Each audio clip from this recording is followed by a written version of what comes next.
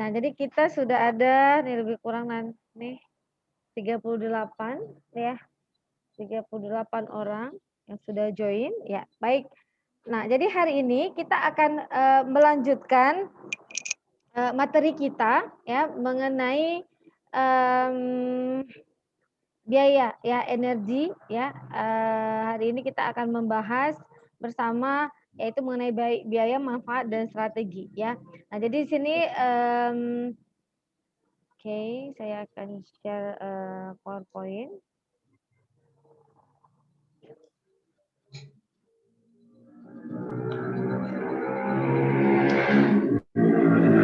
Baik ya, mohon kepada semua, mahasiswa untuk meng-off-kan, mikrofonnya karena ada beberapa masih masuk suaranya ya, Nak, ya. Nah, jadi hari ini kita akan membahas tentang biaya, manfaat, dan strategi. Ya, jadi, di sini kita akan melihat lebih jauh mengenai apa sih, strategi, yang, dilakukan oleh, hewan itu ya, kemudian, ada, biaya dan manfaat di sini. Nah, jadi ini biaya ini, kalau dalam bahasa Inggrisnya adalah cost dan sedangkan manfaat adalah benefit. Cost benefit ya, cost benefit and strategy. Nah, oke.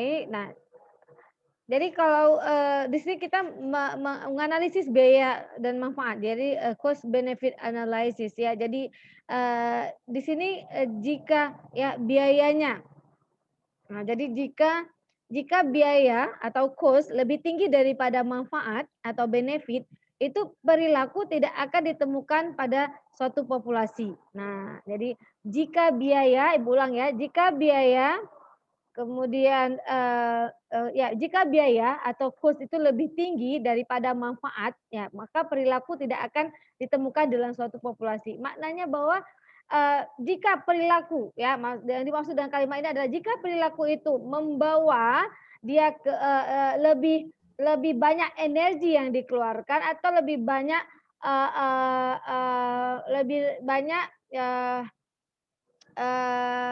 biaya di sini dalam maknanya adalah, energi yang dikeluarkan. Nah, lebih banyak, peluang dia akan kalah di dalam persaingan, maka dia akan, dia tidak akan melakukan perilaku tersebut. Jadi dengan maknanya maka perilaku tidak akan ditemukan dalam suatu populasi.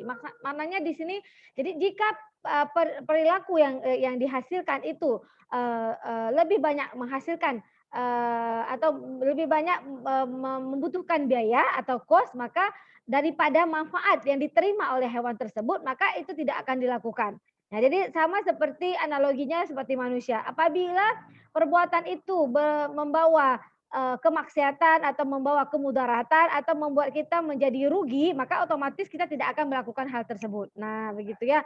Nah, jadi sama seperti hewan. Jadi apabila hewan itu keluar rumah dan, misalnya di dalam sebuah habitat, apabila dia, keluar ya, jadi, habitat tersebut masih habitat yang baru, maka dia akan berusaha untuk mempelajari dulu keadaannya. Nah, jadi apabila perilaku yang dihasilkan, itu lebih banyak mengeluarkan biaya daripada, benefit-nya, daripada keuntungannya, maka dia tidak akan, melakukan hal tersebut. Nah, jika manfaatnya lebih tinggi daripada biayanya, ya, ini adalah perilaku yang diamati dalam suatu populasi, maka dia akan melakukan hal itu terus-menerus.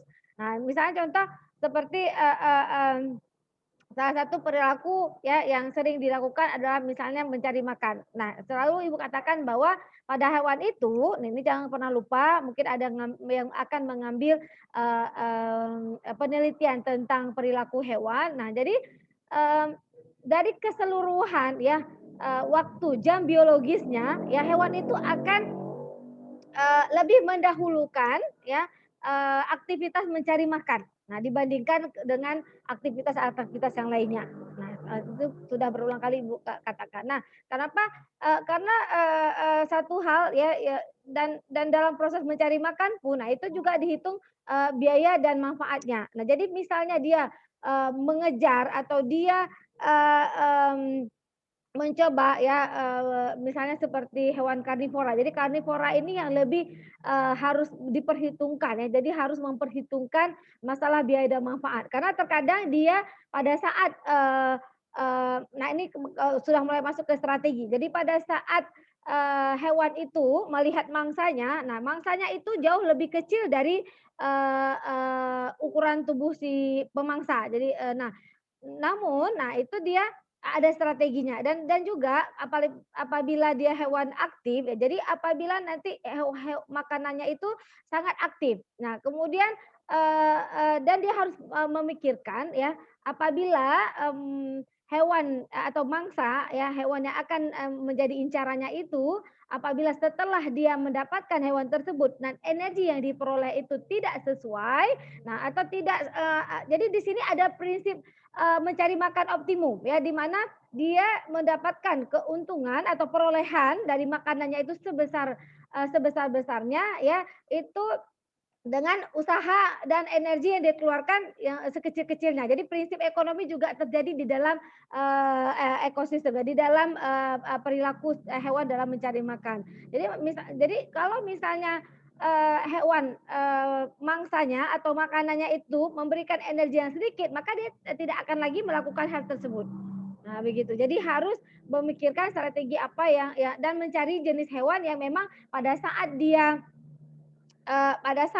makan, kemudian, dan setelah dia makan, nah itu energi yang diperoleh itu, lebih banyak dan minimal, lebih dari, energi yang sudah terbuang tadi. Jadi biar hidupnya menjadi, seimbang, energi yang keluar dengan energi yang masuk itu harus sama.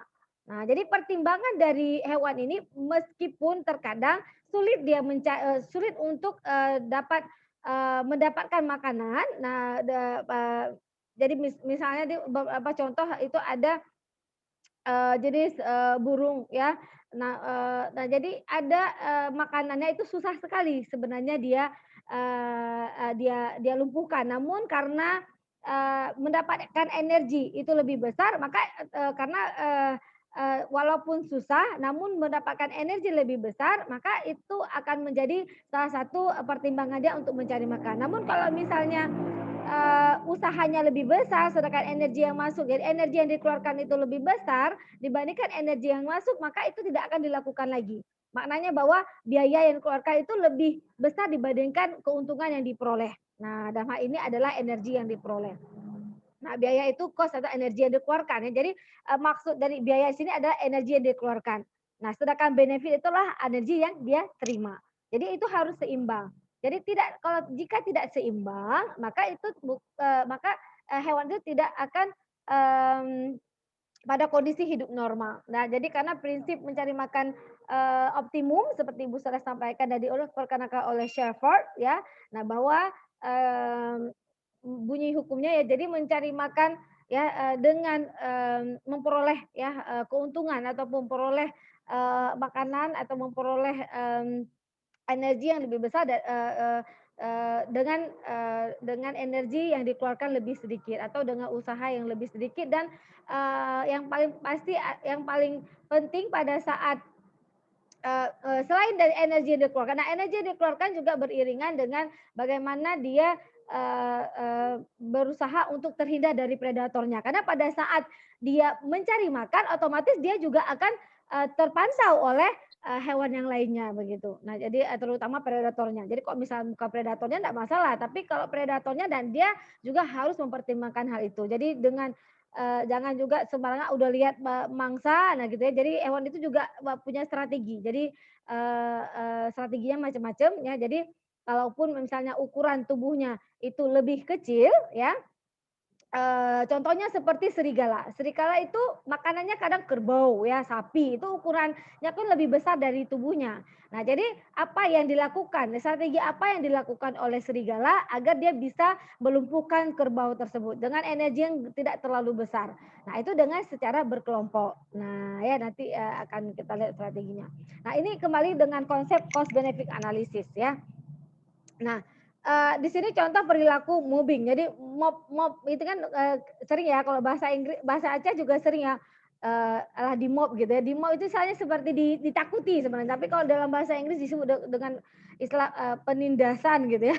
Jadi misalnya seperti hewan mangsa menyerang predatornya secara berkelompok, nah jadi dia seperti menakuti ya, walaupun itu adalah predatornya dengan berbagai cara, misalnya dengan berteriak, kemudian menendang atau melempar pasir gitu ya, kemudian jangan menyelam ataupun, kalau misalnya burung itu seperti mengepakkan sayap ya. Nah, ini contoh, contoh luwak ya. Luwak ini, moving ular. Jadi luwak ini dia me seperti menggertak ular ya. Jadi, luwak ini menggertak ular tapi secara berkelompok. Karena kalau sendiri otomatis kalah. Nah, ini, perilaku yang dilakukan. Nah, jadi kita akan lihat videonya. Nah, oke. Nah, kita akan lihat videonya.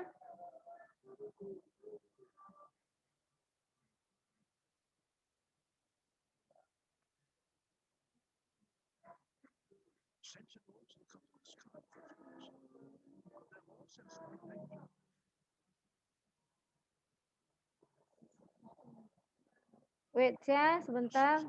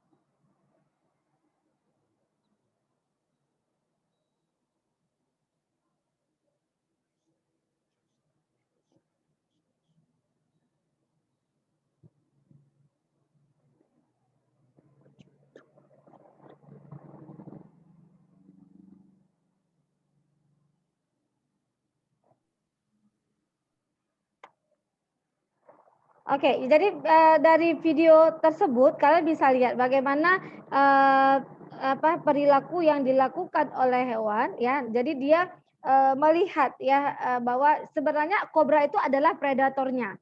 Namun apa strategi yang dilakukan oleh, eee eee, oleh, sorry Ibu share dulu, screen-nya biar sekalian ya. Nah, jadi, apa yang dilakukan oleh, Meerkat ini adalah untuk, agar si, ular tersebut, takut. Jadi dia istilah mobbing itu artinya menakut-nakuti gitu ya, kalau dalam, bahasa Indonesia sering kan, kita di-mob, itu dia kan sering kalau misalnya, itu kan ditakut-takutin aja gitu, Pak, nah namun dalam dunia hewan juga itu terjadi ya. Jadi, di sini akan timbul, beberapa pertanyaan dari, yang bisa kita, lihat dari video tersebut ya, berapa biaya mobil untuk meerkat. Jadi, berapa energi yang dikeluarkan. Nah, karena itu terjadi, secara berkelompok, maka energinya itu jauh lebih sedikit dibandingkan dia harus mengeluarkan energi untuk, lari dari ular kobra tadi. Nah, atau malah dia bisa saja akan, mati ya, karena diterkam oleh si ular kobra. Kemudian, apa keuntungannya atau benefit ya dengan mobbing, bagi para meerkat tadi. Nah, apa keuntungannya sehingga dia terhindar dari predator. Nah, kemudian, mana yang lebih besar biaya atau manfaatnya. Nah, kalian bisa lihat bagaimana, nah itu otomatis lebih besar manfaatnya daripada, biaya yang dikeluarkan. Namun kalau seperti satu-satu ya, misalnya, nah otomatis dia pasti akan kalah. Jadi dari kalau pertarungan satu-satu, jadi satu lawan satu antara meerkat dengan, apa tadi, dengan, ular kobra, nah itu pasti akan lebih mengeluarkan energi lebih besar, kemudian keuntungannya belum tentu ada. Nah itu di dalam dunia hewan, nah itu juga terjadi gitu. Jadi, hewan itu juga memikirkan bagaimana dari segi, biaya yang dikeluarkan dan juga keuntungan yang diperoleh. Makanya kalau misalnya ya hewan itu mampu mengimbangi antara keuntungan ya, keuntungan itu lebih besar daripada biayanya, maka dia akan lebih bertahan begitu ya. Nah, oke. Eh, ada apa? Kenapa lewat situ?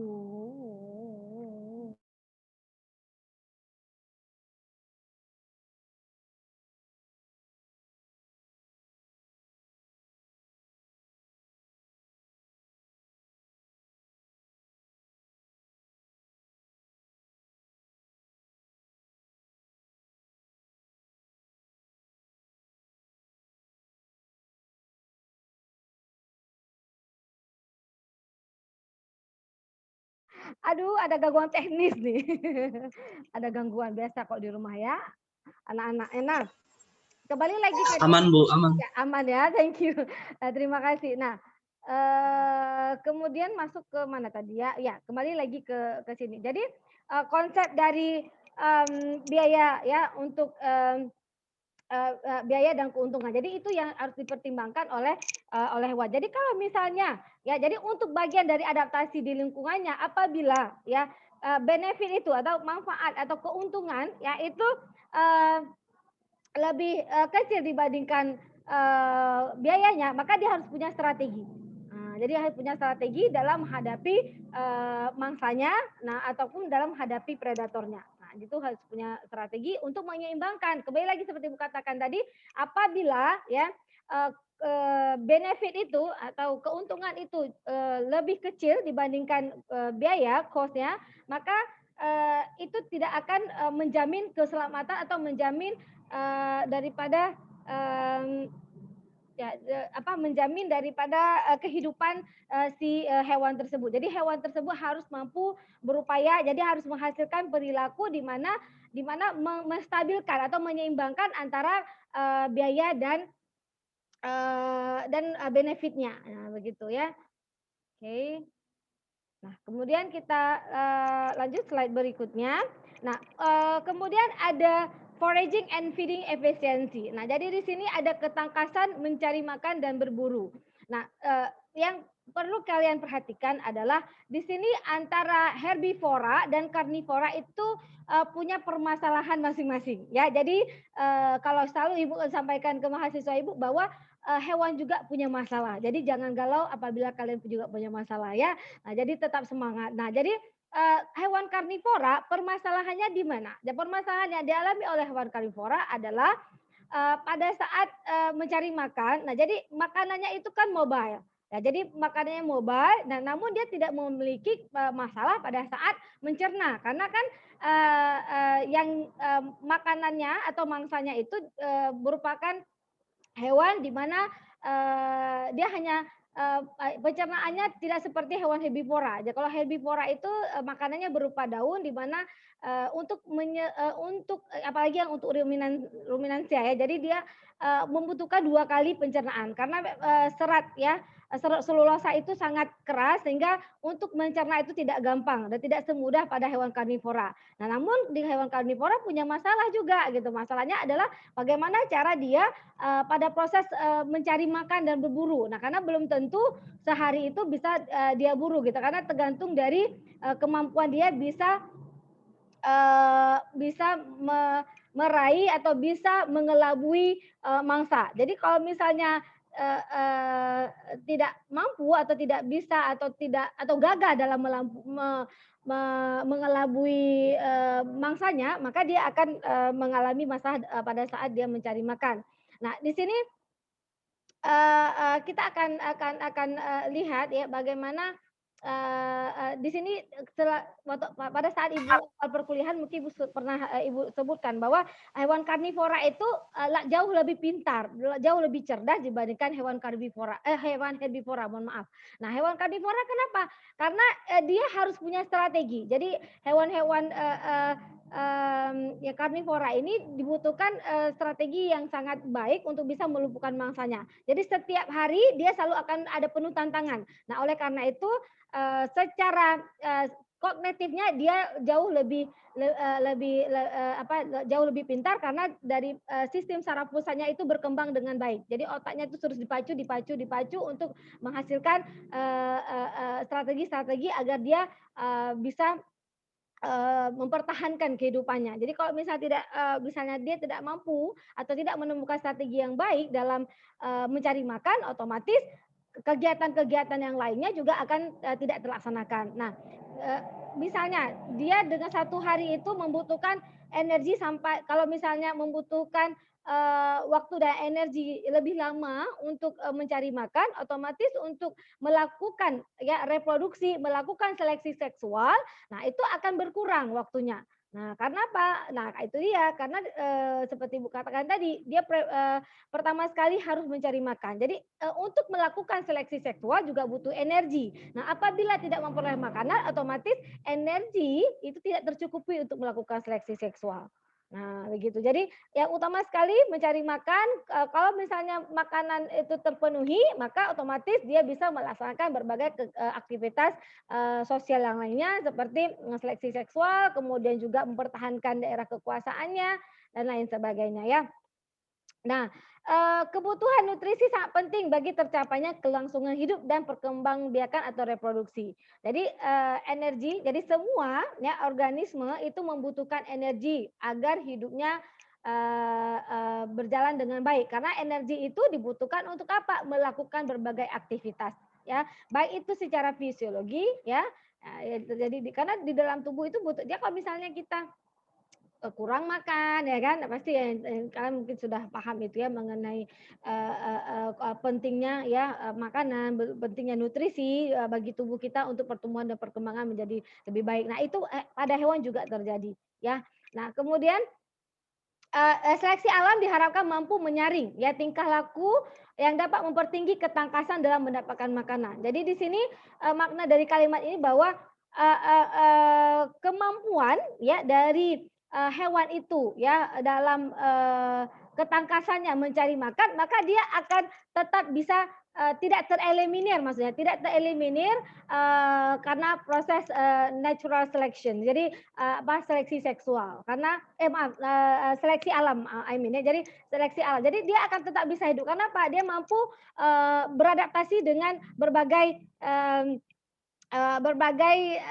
perilaku dari mangsanya. Jadi dia bisa mempertahankan, kehidupannya karena dia memperoleh, energi, dari, lingkungannya. Nah, kemudian, di sini tingkah laku dalam mencari makan atau berburu atau disebut dengan foraging tidak hanya menyangkut proses makan, ya, tetapi juga menyangkut mekanisme, ya, dari hewan untuk dapat mengenali, mencari dan menangkap mangsanya. Jadi di sini untuk yang ketangkasan mencari makan dan berburu ini adalah khusus untuk karnivora. Nah, kalau hewan herbivora, nah untuk mencari makan dia nggak ada masalah. Cuma masalahnya secara fisiologi aja. Nah, gitu ya. Nah, kemudian, kecuali dia, berada pada kondisi, pada lingkungan yang ekstrim. Nah, jadi atau, di kawasan yang memang tidak ada, tumbuhan. Nah, itu jadi kendala. Namun secara general, secara umum bahwa herbivora ini untuk mencari makan dia tidak begitu susah. Nah, kecuali dia memang sudah hidup di kawasan tropis. Nah, itu juga, sudah ada adaptasi secara fisiologisnya, adaptasi behavior-nya itu sudah ada. Nah kemudian, feeding ya atau, ada suatu proses ya di mana organisme khususnya hewan membutuhkan makanan yang bertujuan untuk memperoleh bahan ya atau materi, nah mengumpulkan atau memperoleh energi. Jadi di sini, yang dikatakan feeding itu adalah, mmm, di mana proses organisme hanya mencari, atau membutuhkan, makanan tujuannya apa? Tujuannya untuk mendapatkan bahan atau materi, karena bahan atau materi itu merupakan sumber energi yang dibutuhkan oleh hewan tersebut. Nah, jadi ini untuk apa? Untuk efektivitas hidupnya. Jadi kalau misalnya tidak ada maka tidak efektif. Nah, sedangkan foraging, nah itu adalah pencarian. Jadi, mulai dari usaha. Jadi di sini adalah usaha organisme dalam memperoleh makanan untuk kelangsungan hidupnya. Di mana mencari makan memiliki keuntungan dan juga kerugian, ya. Nah, jadi keuntungannya apa gitu? Next slide ya. Nah, keuntungannya adalah mengumpulkan materi dan energi ya yang dapat digunakan untuk pertumbuhan, pemeliharaan dan reproduksi. Nah, kerugiannya apa? Ini adalah konsekuensi. Jadi kerugian itu pasti ada. Yang penting antara keuntungan dan kerugian ini harus minimal itu balance. Jadi harus seimbang. Jangan sampai kerugian itu lebih besar daripada keuntungan. Jadi sama seperti usaha. Jadi kalau kita mau berjualan, kalau misalnya antara keuntungan dan kerugian itu masih balance, kita masih bisa usaha itu masih bisa kita jalankan. Namun apabila sudah pada tahap kerugian itu lebih besar daripada keuntungan, otomatis kita akan gulung tikar. Nah, itu sama juga dengan analoginya sama ya. Jadi seperti itu. Jadi kalau misalnya hewan itu ya lebih besar ruginya ya, lebih besar rugi dengan maknanya bagaimana? Yang pertama adalah dia akan terpapar oleh predator dan berpotensi dirinya untuk predator dan juga banyak menghabiskan waktu untuk mencari makan ya dan tidak tersedia untuk kegiatan lainnya termasuk reproduksi. Nah, itu bagian dari kerugian. Nah, gitu ya. Jadi, hewan ini harus punya strategi cepat dapat makanan, kemudian bebas dari predator, mendapatkan energi yang sesuai dengan apa yang dikeluarkan dengan dia, apa yang dia peroleh. Nah itu, merupakan sebuah keuntungan buat dia, sehingga dia bisa melaksanakan kegiatan-kegiatan yang lainnya. Karena kegiatan yang paling utama juga selain mencari makan adalah itu kegiatan kedua ya, atau aktivitas kedua, yaitu, reproduksi. Karena kalau misalnya dia tidak bisa melakukan reproduksi atau seleksi seksual, maka tidak akan bisa dia mempertahankan keturunannya. Jenisnya itu tidak bisa dipertahankan. Maka dia akan terseleksi, tereliminir oleh seleksi alam gitu ya. Next ya, kemudian seleksi alam harus mendukung perilaku mencari makan yang memaksimalkan perbedaan antara keuntungan dan kesulitan atau kerugian ya hewan dalam mencari makan. Nah, jadi ini gambar saja bisa dilihat untuk menarik ya. Nah, kemudian aktivitas makan ini juga dikenal dengan aktivitas makan adalah perilaku yang terjadi dari, seekor hewan ya, hewan, sasaran ya gitu. Nah jadi, untuk menggapai atau mengolah, mengekstraksi, menghasilkan ya, baik memegang ya mangsanya, mengunyah, menelan, nah itu bagian dari aktivitas makan.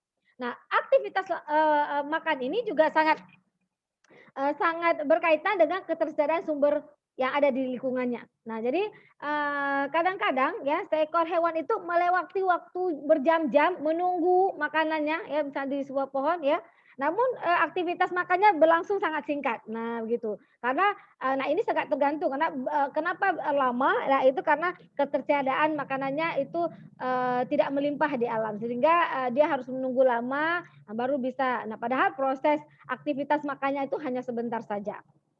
Nah, ini beberapa, klasifikasi lain yang termasuk kelompok makanan ini bisa dilihat di sini. Nah, ini Ibu, cepatkan saja ini karena istilah-istilah bagi hewan pemakan ya seperti, nektarivora, nektar pemakan, nektar, kemudian ada sanguinivora, ada pemakan darah, dan juga ada seperti, koprofagi atau pada feses ada kanibalisme ya. Kanibalisme ini juga sering terjadi. Nah, misalnya pada herbivora, tadi sudah Ibu sampaikan. Nah, herbivora itu, masalahnya kan bukan pada saat dia bagaimana caranya dia, bisa melumpuhkan mangsa yang tidak, tapi dia hanya berusaha untuk apa, dia juga ada salah satunya ada menghindar dari predator, karena rata-rata herbivora ini menjadi mangsa bagi hewan karnivora. Karena kan dalam siklus rantai makanan dan itu bisa terlihat ya. Nah jadi, di sini, upaya dari si herbivora adalah terhindar dari predator. Nah kemudian juga, herbivora itu kan dia, makanannya kan tumbuhan ya, jadi protein dari tumbuhan itu terkadang kurang mencukupi. Nah gitu ya, jadi, pada saat kurang tercukupi, jadi hewan itu nggak perlu jadi di alam pun dia sudah tahu, dia ya they have the like feel, jadi mereka punya feel juga ya sama seperti jadi kalau lihat bodinya lebih kurus daripada tetangganya, otomatis dia tidak pada kondisi dia tidak sehat gitu, jadi sudah tahu. Nah apa yang harus dilakukan karena kalau misalnya protein ya, protein, tidak tercukupi dari tumbuhan, maka dia akan mengalami yang namanya cekaman fisiologis. Nah, itu yang terjadi yaitu kanibalisme. Maka dia akan, dia akan mencari atau dia akan memakan protein hewani. Nah, itu, ada pada beberapa spesies pada kondisi yang ekstrim ya. Jadi tidak Dalam artian, bukan berarti pada kondisi yang normal gitu, tapi pada kondisi yang memang tidak memungkinkan dia memperoleh, protein daripada nabati ya, baru itu terjadi. Kemudian nah di sini, tadi seperti Ibu sampaikan bahwa, hewan ini dia punya berbagai, perilaku dalam mencari makan. Jadi ada yang berburu secara aktif ya, ada yang secara pasif. Nah jadi yang berburu secara aktif, nah ini pada umumnya ada anggota karnivora, di mana, dia mendapatkan makanan dengan jebakan atau mengalahkan mangsanya atau keduanya ya.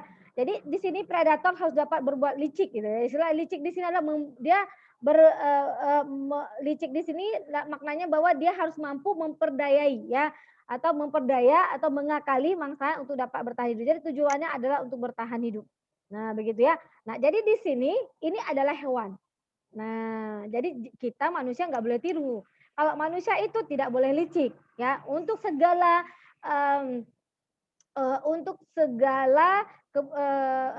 keinginan, karena kita punya keinginan, kita punya target gitu. Namun target itu terkadang kita memperoleh target itu dengan cara licik, itu nggak boleh. Nah, itu hanya ada boleh pada hewan gitu ya. Jadi harus kita, oh ini kok sifat licik nih hewan nih, karena dia untuk mempertahankan hidupnya. Nah, kita manusia kan punya cara lain gitu ya. Jadi kita punya kita mampu menganalisis mana baik, mana tidak baik. Kalau hewan itu mana ada beda-bedakan antara baik dan tidak baik kan? Nah, itu dia. Jadi harus dengan, yang baik. Nah, kemudian contoh seperti, serigala ya. Jadi dia kan menangkap mangsanya berupa kelinci, musang ya, ataupun tikus. Nah, jadi, walau demikian singa dan harimau kemungkinan berhasil menangkap mangsanya itu hanya 5-10%.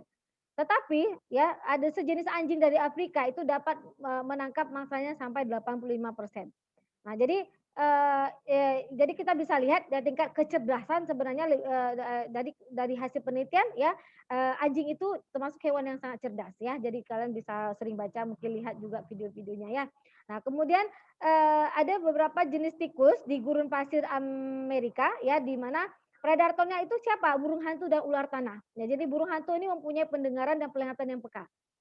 Nah, sedangkan ular tanah ini bisa mendeteksi mangsanya dengan kepekaan organ Jacobson-nya. Jadi dia punya organ Jacobson-nya. Nah, organ ini bisa di-share nanti ya, di-share di googling apa kalau yang nggak tahu, Ibu nggak jelaskan lagi. Jadi kalau lebih ke struktur ya, ke struktur, dari, struktur hewan gitu ya. Nah, tetapi tikus gurun ini dia mempunyai pendengaran yang sangat peka. Nah, jadi sehingga dapat mendengar kepekaan sayap burung hantu ataupun gesekan ular tanah. Nah, sehingga dia dapat, terhindar dari predator. Nah, jadi dari sini sebenarnya kita bisa memaknai. Jadi kita bisa lihat bahwa, Allah itu, bahwa Tuhan Yang Maha Esa sudah memberikan semua, perangkat tubuh kita, semua fasilitas dari tubuh kita itu kita bisa mengakali, kita bisa memanfaatkan semaksimal mungkin. Nah, contohnya seperti, eee di sini adalah, tikus gurun ini. Nah, dia kan sebenarnya ya punya, potensi besar, namun demikian dia punya kemampuan itu. Nah, dia harus mampu memanfaatkan kemampuannya itu agar terhindar dari predator. Jadi hewan saja itu harus punya, usaha untuk bisa mempertahankan dirinya gitu. Jadi kalau misalnya dia tidak mampu atau tidak mengenali kemampuan pada dirinya, maka dia akan mudah sekali, tertangkap oleh predatornya. Nah itu, jadi, sama juga seperti manusia, jadi harus kenali potensi diri dan harus dikembangkan. Jadi Allah sudah berikan kemampuan kita punya mata, punya telinga ya, punya otak yang sangat brilian, yang sangat cerdas, jadi dimanfaatkanlah ya, punya strategi-strategi agar bisa tetap sukses di dunia dan di akhirat ya. Nah gitu dia, jadi hewan saja, bisa mengenali itu, masa kita tidak ya. Jadi semua sudah diberikan. Jadi kemampuan, individu itu sendiri bisa mengenali dan mempelajari apa yang dia punya. Nah, kemudian, berburu pasif. Nah, berburu pasif ini, nah, jadi, kalau makna berburu aktif ini dia aktif mencari ya, ya kemana mana. Jadi tidak duduk diam. Nah, jadi dia, jadi ada tipikal atau ada karakter dari hewan yang, berburu aktif itu dia akan berjelajah. Jadi daerah jajahannya itu jauh lebih lebih luas. Nah, sedangkan berburu pasif itu hewan yang sifatnya duduk menunggu saja. Contoh pada kata, ya. Mungkin tidak hanya kata, juga, sering kalian lihat ya pada cicak juga. Nah, itu beberapa contoh yang lainnya. Nah, jadi di sini, Kalian bisa lihat ya, di sini contoh pada kata-kata akan menunggu mangsanya ya. Jadi dia duduk saja tunggu serangga ya yang lewat baru dia tangkap. Nah, bedanya antara kata dengan serigala. Nah, kalau serigala melihat kelinci itu respon yang dilihat ya oleh mata, kemudian itu kan ya, mata itu adalah penerima rangsangan dari alam ya, dari luar, dari lingkungan gitu. Nah, kemudian rangsangan tersebut kemudian ditransfer. Jadi ada informasi yang diterima dari lingkungan, kemudian ditransfer ke otak, kemudian baru diproses. Nah, bagaimana caranya agar bisa menangkap mangsanya. Nah, tetapi kalau kata itu responnya hanya diproses di retina mata saja, jadi tidak dibawa ke otak. Jadi sehingga otaknya itu jauh lebih rendah kemampuan berpikirnya dibandingkan dengan serigala. Nah, itu dia perbedaannya. Nah, di sini juga kalau kita kategorikan dengan manusia juga sama, ada yang berburu aktif, ada yang berburu pasif, ada yang juga duduk saja, "Ya Allah berikan saya rezeki," tapi nggak melakukan apa-apa. Nah itu namanya berburu pasif ya, jadi duduk saja tanpa mencari peluang, tanpa melihat kiri kanan gitu ya, tanpa keluar rumah, di rumah saja. Nah itu disebut dengan berburu pasif ya. Nah itu juga ada jenis hewan seperti duduk saja. Nah, dan ini juga terjadi dalam dunia hewan ya. Nah kemudian Eee, oke, nah kemudian di sini, slide berikutnya, nah slide ya. Nah jadi perilaku makan umumnya hewan juga butuh minum. Nah, jadi kalau bicara untuk makan, nah hewan juga, butuh minum gitu ya. Nah jadi, bila makan dipakai untuk membangun tubuhnya, jadi sumber tenaga. Nah, minum itu digunakan untuk menggantikan cairan tubuh yang hilang atau rusak untuk proses yang terjadi di dalam tubuh. Hewan, ada yang mendapatkan minum secara langsung, tetapi ada yang mendapatkan minuman, sudah bercampur dengan makanannya. Ini contohnya seperti lebah mendapatkan langsung dari madunya. Nah, jadi dari madu. Nah, jadi kalau kita lihat ya, kalau kita bicara tentang habitat preference atau habitat yang disukai, kita akan melihat bahwa hewan itu akan mencari tempat tinggal atau mencari kawasan dan dia akan memilih ya kawasan yang dia sukai adalah yang berdekatan dengan air. Nah, jadi kita akan lihat hewan-hewan itu akan memilih tempat berdekatan dengan sumber air, karena itu dibutuhkan. Jadi tidak hanya makanan saja.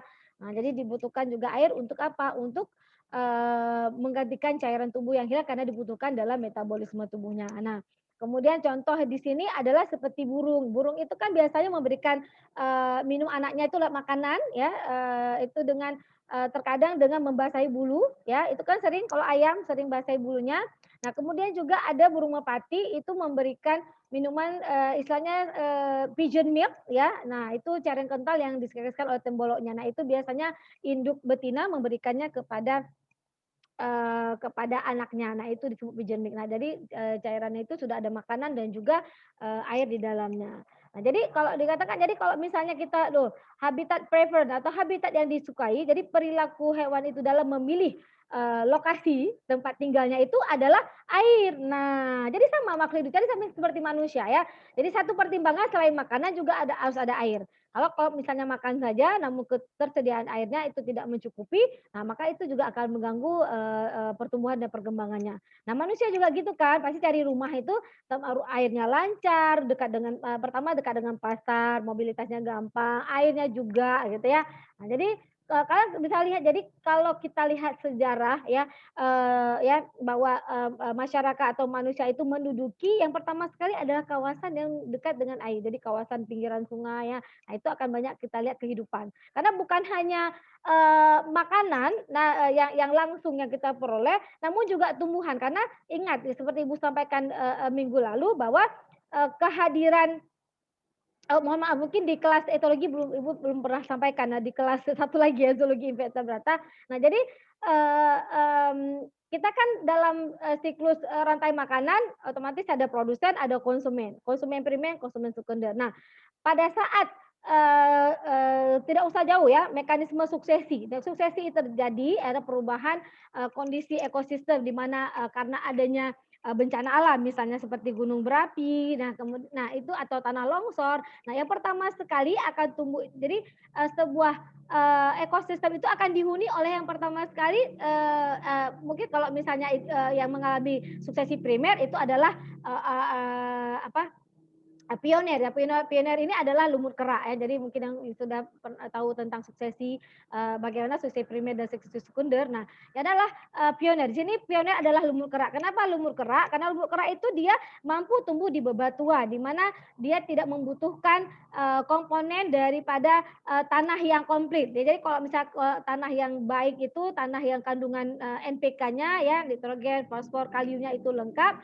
nah itu baru bisa ditumbuhi. Kalau tumbuhan tingkat tinggi, nah itu kan secara alami Nak ya, bukan berarti nanti ada datang pemerintah mau merecovery ya atau, melakukan penanaman kembali itu ceritanya beda. Tapi kalau secara alami perubahan itu yang pertama sekali adalah tumbuhan tingkat rendah dulu ya. Nah, di mana, tumbuhan-tumbuhan tingkat rendah ini dia mampu tumbuh pada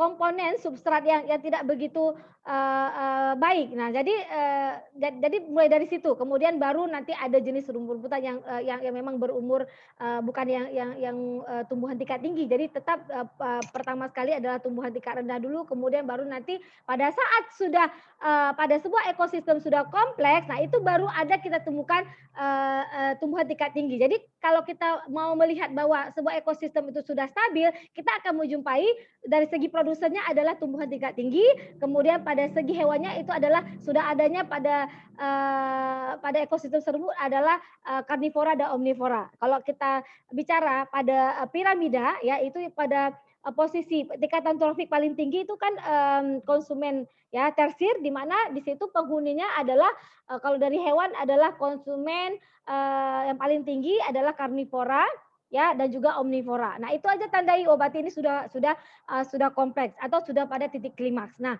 jadi, pada kondisi, ekosistem itu sudah pada kondisi klimaks, jadi dia sudah tidak rawan berubah. Nah, itu kita tandai. Jadi dia sudah stabil, di mana kalaupun ada permasalahan di dalam ekosistem itu dia mampu merecovery dirinya sendiri gitu ya. Nah, kembali lagi ke yang tadi ya, Nak, ya. Nah, kembali lagi yang tadi bahwa, tetap ya, kenapa? Karena air itu juga tidak hanya dibutuhkan untuk, hewan, namun juga untuk tumbuhan. Jadi kalau misalnya tumbuhannya tumbuh dengan baik, otomatis makanan untuk hewan herbivora itu sudah ada gitu. Nah, kemudian baru udah ada hewan herbivora, baru ada hewan karnivora.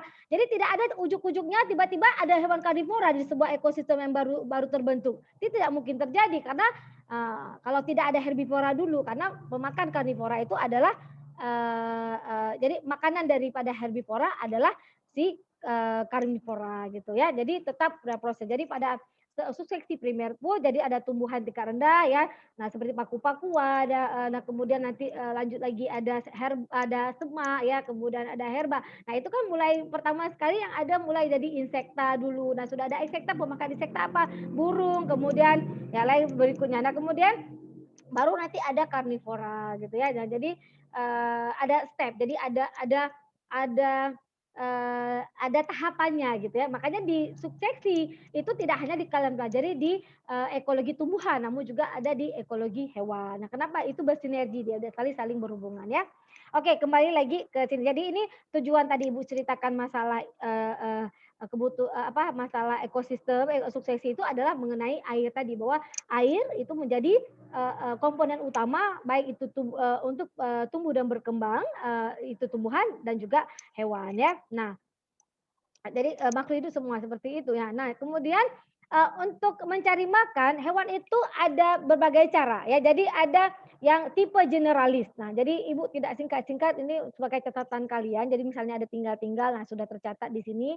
Kadang, makanya Ibu tidak, singkat, slide Ibu. Nah, jadi ada tipe generalis. Jadi tipe generalis ini atau istilahnya umum ya, general itu kan umum. Nah, itu dia makanannya itu, bisa lebih dari, 2 jenis gitu. Maksudnya dia lebih, kalau dalam istilah adalah polifag ya, jadi polifag. Nah, sedangkan yang tipe spesialis atau khusus itu jenis organisme yang, monofag, mono itu satu, jadi jenis makanannya itu satu. Jadi dia lebih spesifik dari nah contoh untuk generalis adalah burung camar, di mana dia itu, makanannya tersedia itu, tetap ya baik hewan maupun tumbuhan, baik yang hidup atau yang mati. Jadi dia bisa makan berbagai jenis makanan. Jadi, tidak hanya satu jenis. Nah, kalau yang spesialis contohnya adalah seperti koala ya, nah di koala ini kan dia, hanya, makan, eukaliptus ya, jadi hanya daun eukaliptus. Nah, kemudian untuk yang antara ya generalis dan spesialis ada juga gitu. Jadi, tapi tidak diberikan, kelompok atau tipenya. Jadi dia berada antara generalis dan spesialis, contohnya seperti impala ya. Aepycerus melampus. Nah, ini impala yang belum kenal impala di gambar sebelah kanan di bawah. Nah, di sini dia, apabila rumput itu melimpah, maka impala akan makan rumput. Tetapi dia juga, dapat memakan jenis, semak-semak ya, bahkan daun kering ya, serta juga herba. Nah, keberhasilan dari impala ya, dari daerah yang berhubungan dengan adaptasi mereka terhadap pencarian dan pemburuan makanan. Jadi dia, jauh lebih bisa, impala kemudian tipe generalis dia lebih mampu, bertahan dibandingkan yang spesialis. Jadi kalau yang spesialis makanya atau disebut dengan, kita akan menemukan hewan-hewan endemik, jadi tidak kita temukan di tempat-tempat yang lain karena memang makanannya lebih khusus dibandingkan dengan hewan, tipe generalis ya. Nah, dalam pemburuan, nah tadi kan, sebenarnya sudah, Ibu jelaskan juga tadi, dalam pemburuan mangsa terdapat adanya penerimaan dan pengeluaran. Nah, penerimaan adalah didapatkannya bahan dan energi yang digunakan untuk pertumbuhan, pemeliharaan, dan perkembangbiakan. Nah, sedangkan pengeluaran ini terkadang agak suka dipahami oleh saintis ya, di mana hewan pemburu ini harus memfokuskan diri sebagai predator yang potensial yang dalam pemburuan ini banyak menghabiskan waktu sehingga, sedikit atau tidak ada waktu untuk aktivitas lain termasuk reproduksi. Nah, jadi yang maksud penerimaan dan pengeluaran itu tadi, penerimaan adalah, eee, mmm, keuntungan, sedangkan pengeluaran itu adalah biaya yang dikeluarkan. Nah, di seleksi alam mempengaruhi tingkah laku pencarian makan yang memaksimalkan keuntungan atau manfaat pencarian makan dan tenaga atau biaya mencari makan. Nah, dalam ini hewan akan berusaha sebagaimana memperoleh keuntungan lebih besar dengan tenaga atau upaya yang sekecil-kecilnya. Nah, disebut dengan teori pencapaian optimal atau, dengan kalian, sering lihat seperti yang Ibu sampaikan tadi adalah teori mencari makan optimum yang diperkenalkan oleh Shelford ya. Nah, kemudian, ada klasifikasi pemangsa secara fungsional ada 4, yang pertama adalah pemangsa sejati, kemudian ada grazer, ada parasit, dan ada parasitoid. Nah, jadi, untuk pemangsa sejati adalah, eee, yang memakan mangsanya sesegera ya, sesudah serangan berhasil. Jadi dia sudah melumpuhkan langsung makan. Nah, jadi serta selama masa hidupnya pemangsa sejati membunuh beberapa atau banyak individu mangsa yang berlainan. Nah, dikatakan pemangsa sejati. Nah, kemudian sering pemangsa sejati mengkonsumsi seluruh tubuh mangsa, tetapi beberapa pemangsa sejati hanya makan beberapa bagian tubuh mangsanya. Nah, jadi ini kalau untuk dari segi, ada yang hewan menghabiskan sampai habis, tapi ada yang tidak gitu ya. Namun, di sini dia segera, setelah lumpuh dia tidak tunggu lagi, sudah dia lumpuhkan mangsanya dia langsung makan. Dan juga dia, sepanjang hidupnya itu, dia bisa memangsa atau membunuh, banyak, hewan yang berlainan. Nah, kemudian kalau grazer, nah, itu ada tipe pemangsa, tetapi makhluk yang dimangsa dibunuh hanya sebagian tubuhnya yang dimakan dan sisanya dibiarkan dengan potensi dapat, beregenerasi ya. Jadi contohnya seperti, jadi ini lebih ke herbivora. Jadi kalau herbivora itu kan jarang sekali ada satu 2 kecuali memang tumbuhannya itu pun, daunnya saja dimakan, tapi batangnya kan tidak jarang sekali kita lihat dimakan kan, tapi tetap dibiarkan, jadi ditinggalkan ya, karena nanti bisa beregenerasi ya, jadi bisa, tumbuh lagi gitu. Jadi, mmm contohnya seperti, vertebrata besar ya seperti domba atau sapi ya, kemudian juga, lalat ya, yang menghisap darah ternak dan juga ada darah manusia. Jadi ada beberapa jenis darah, lalat yang menghisap darah. Nah, kemudian, eee untuk parasit ya, nah parasit ini, dia kalau, dia hanya yang mengkonsumsi bagian-bagian mangsa, jadi kan sudah tahu kalau mengenai parasit di sini ada inang, nah ada ada inangnya. Jadi dia kalau kita lihat ya, kalau parasit ini dia seperti hidup harmonis. Kenapa dikatakan harmonis?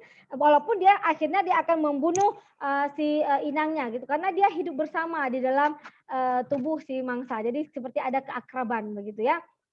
Nah, di sini parasit ini dia tidak seperti grazer, di mana parasit ini memusatkan serangan pada satu atau beberapa individu selama hidupnya. Nah, jadi dalam jangka pendek ya tidak tetap tapi merugikan. Nah, jadi kita lihat seperti ada keakraban di antara inang dengan parasitnya. Nah, namun ya itu dia. Jadi dia perlahan. Jadi parasit ini sifatnya mematikannya secara perlahan. Nah, kemudian parasitoid. Nah, parasitoid ini adalah sekelompok insekta yang dikelompokkan dengan dasar perilaku bertelur betina dewasa. Ya, dan pola perkembangan larva selanjutnya. Jadi dia kalau parasitoid itu sering pada kita sebut adalah larva serangga. Nah, jadi larva parasitoid berkembang di dalam individu hospes yang masih tingkat predewasa ya predewasa atau belum dewasa. Nah, pada awalnya hanya sedikit kerusakan yang tampak ditimbulkan ya kepada hospesnya. Nah, tetapi selanjutnya hampir dapat mengkonsumsi seluruh hospes dan dengan demikian membunuh hospes itu sebelum atau selama stadium kepompong. Nah, jadi singkatnya bahwa parasitoid ini hidup bersama ya akrab dengan individu hospesnya tunggal ya. Nah, tapi dapat menyebabkan kematian. Nah, kemudian di sini seperti yang pernah tadi Ibu pernah sebutkan tadi bahwa ada yang hewan aktif dan hewan pasif. Nah, di sini ada dua cara khusus. Ya, jadi kalau hewan aktif itu adalah hewan yang memiliki strategi berburu dan menyebar luas. Nah, sedangkan yang pasif ada strategi duduk dan menunggu. Nah, gitu ya. Nah, kalau dilihat ya dari strategi keduanya itu pasti dia tetap memerlukan pengeluaran energi yang lebih besar daripada strategi yang pertama. Nah, di mana keberhasilan pada strategi duduk dan menunggu biasanya tergantung pada beberapa kondisi tertentu, yaitu tingginya kepadatan mangsa, kemudian tingginya perpindahan mangsa, dan atau rendahnya kebutuhan energi predator atau pemangsa. Nah, dan sedangkan keberhasilan strategi berburu dan menyebar itu dipengaruhi oleh kepadatan dan pergerakan mangsa, ya. Nah, itu mangsa dan energi yang dibutuhkan oleh predator, namun distribusi dari mangsa dan kemampuan mencari dianggap itu penting ya. Mohon maaf sebentar ya, Ibu ada telepon, mohon maaf sebentar saya. Wait. Oke, wait. Oke.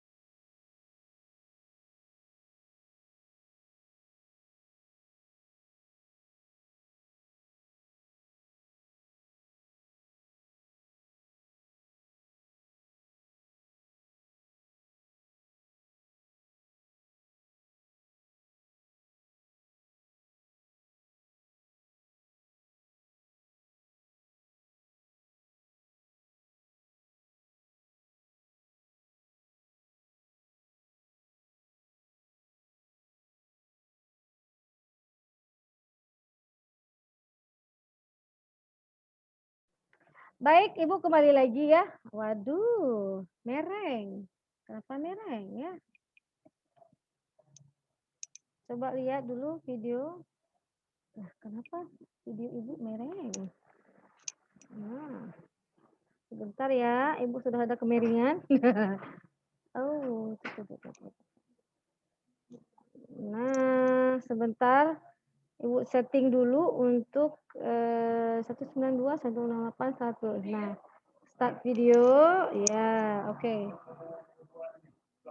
Nah,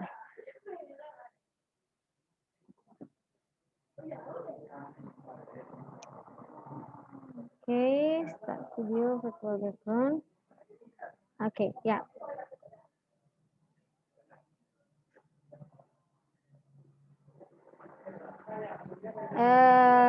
Back ya, oke, baik ya.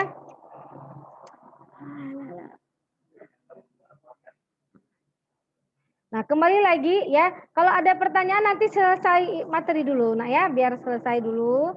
Sampai di mana tadi share ya. Maaf tadi ada iklan sebentar karena ada kiriman makanya harus diangkat teleponnya. Where is my slide PowerPoint ya? Sampai di mana tadi? Oke, share. Sampai di mana kita kembali lagi ke laptop ya. Nah, ke strategi tadi ya. Oke. Nah, oke. Strategi duduk menunggu ya. Ya, itu tadi ya.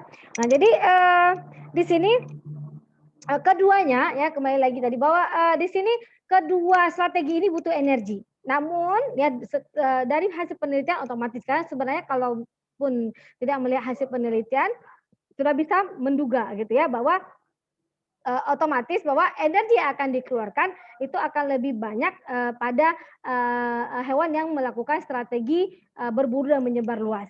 Nah, ingat ya, daripada duduk dan menunggu karena dia energi yang dikeluarkan tidak banyak. Nah, namun, tapi kan karena strategi duduk dan menunggu itu tergantung dari itu lagi ya tadi maka di sini tergantung oleh beberapa kondisi. Yang pertama adalah tingginya kepadatan mangsa. Jadi kalau seandainya kepadatannya itu rendah, kepadatan mangsanya itu rendah, otomatis dia akan nunduk tanpa mendapatkan hasil bisa jadi untuk sekian jam gitu pada saat dia duduk. Nah, jadi harus dipertimbangkan karena jadi di sini ya tetap jadi konsepnya kalau kita berusaha jadi no pain no gain. Jadi kalau tidak ada usaha ya jadi energi yang dikeluarkan itu besar otomatis manfaat keuntungan juga akan diperoleh dengan lebih besar juga. Jadi sama.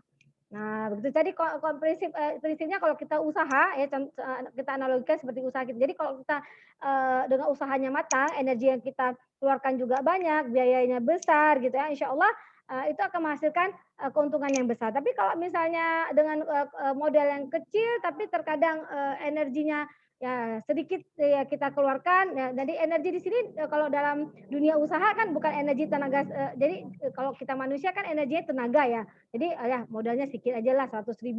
Nah, dan kita hanya ya asal ya jualan kecil-kecil aja gitu. Jadi dan juga kan secara energi yang kita keluarkan juga nggak banyak gitu karena sedikit. Nah, jadi sedikit modal yang kita keluarkan. Jadi kita pun tidak ada kekhawatiran akan kerugian gitu ya. Nah, karena sedikit. Nah, jadi keuntungannya jadi sedikit juga gitu. Namun kalau misalnya energi udah sehari jadi semua aktivitas kita kerahkan ya untuk memikirkan bisnis kita, kemudian modal juga sudah besar, otomatis itu akan menunjukkan bahwa usaha kita itu tidak akan sia-sia dan akan mendapatkan keuntungan yang besar. Nah, kembali lagi ke strategi ini. Dan strategi yang dilakukan oleh hewan ini juga sama. Jadi hasil research.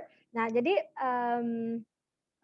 oke, jadi ini baru Ibu teringat katanya harus Ibu berikan contoh untuk hewan ya, untuk hewan. Nah, bentar, Ibu ini dulu. Stop sharing dulu. Nah, kemudian sebentar Ibu cari untuk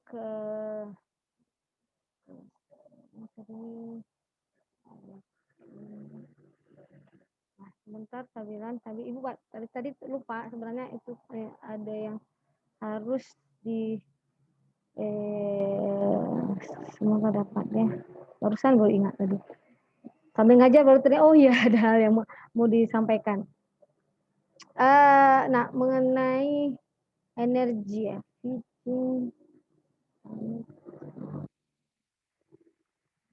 Terima kasih Mbak.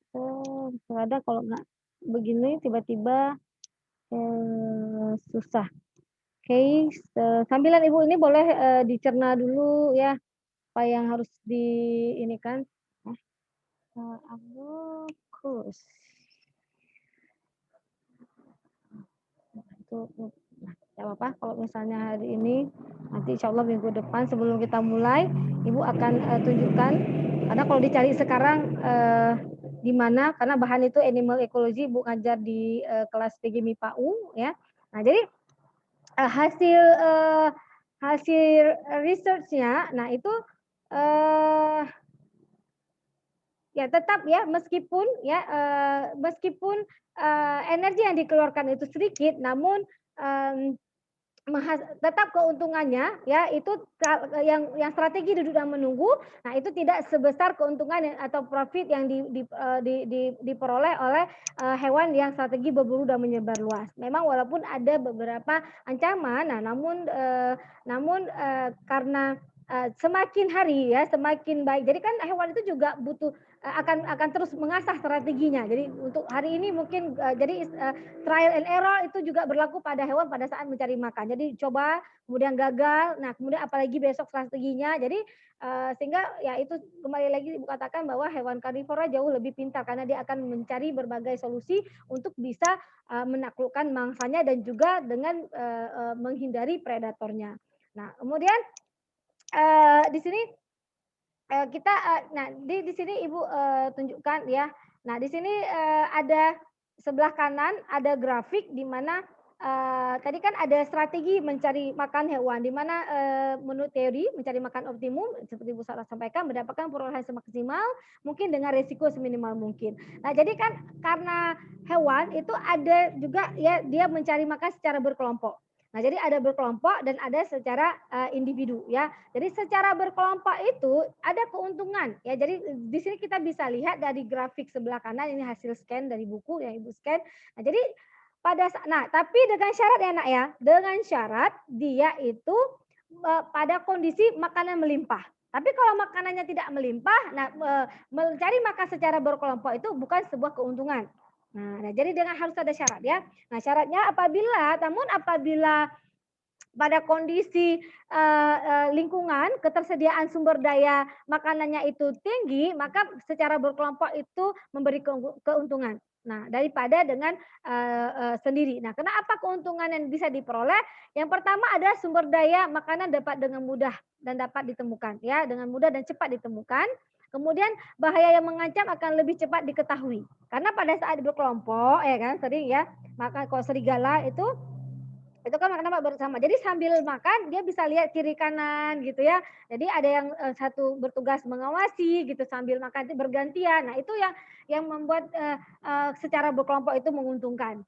Dengan syarat pada kondisi ketersediaan sumber daya makanan itu melimpah di alam.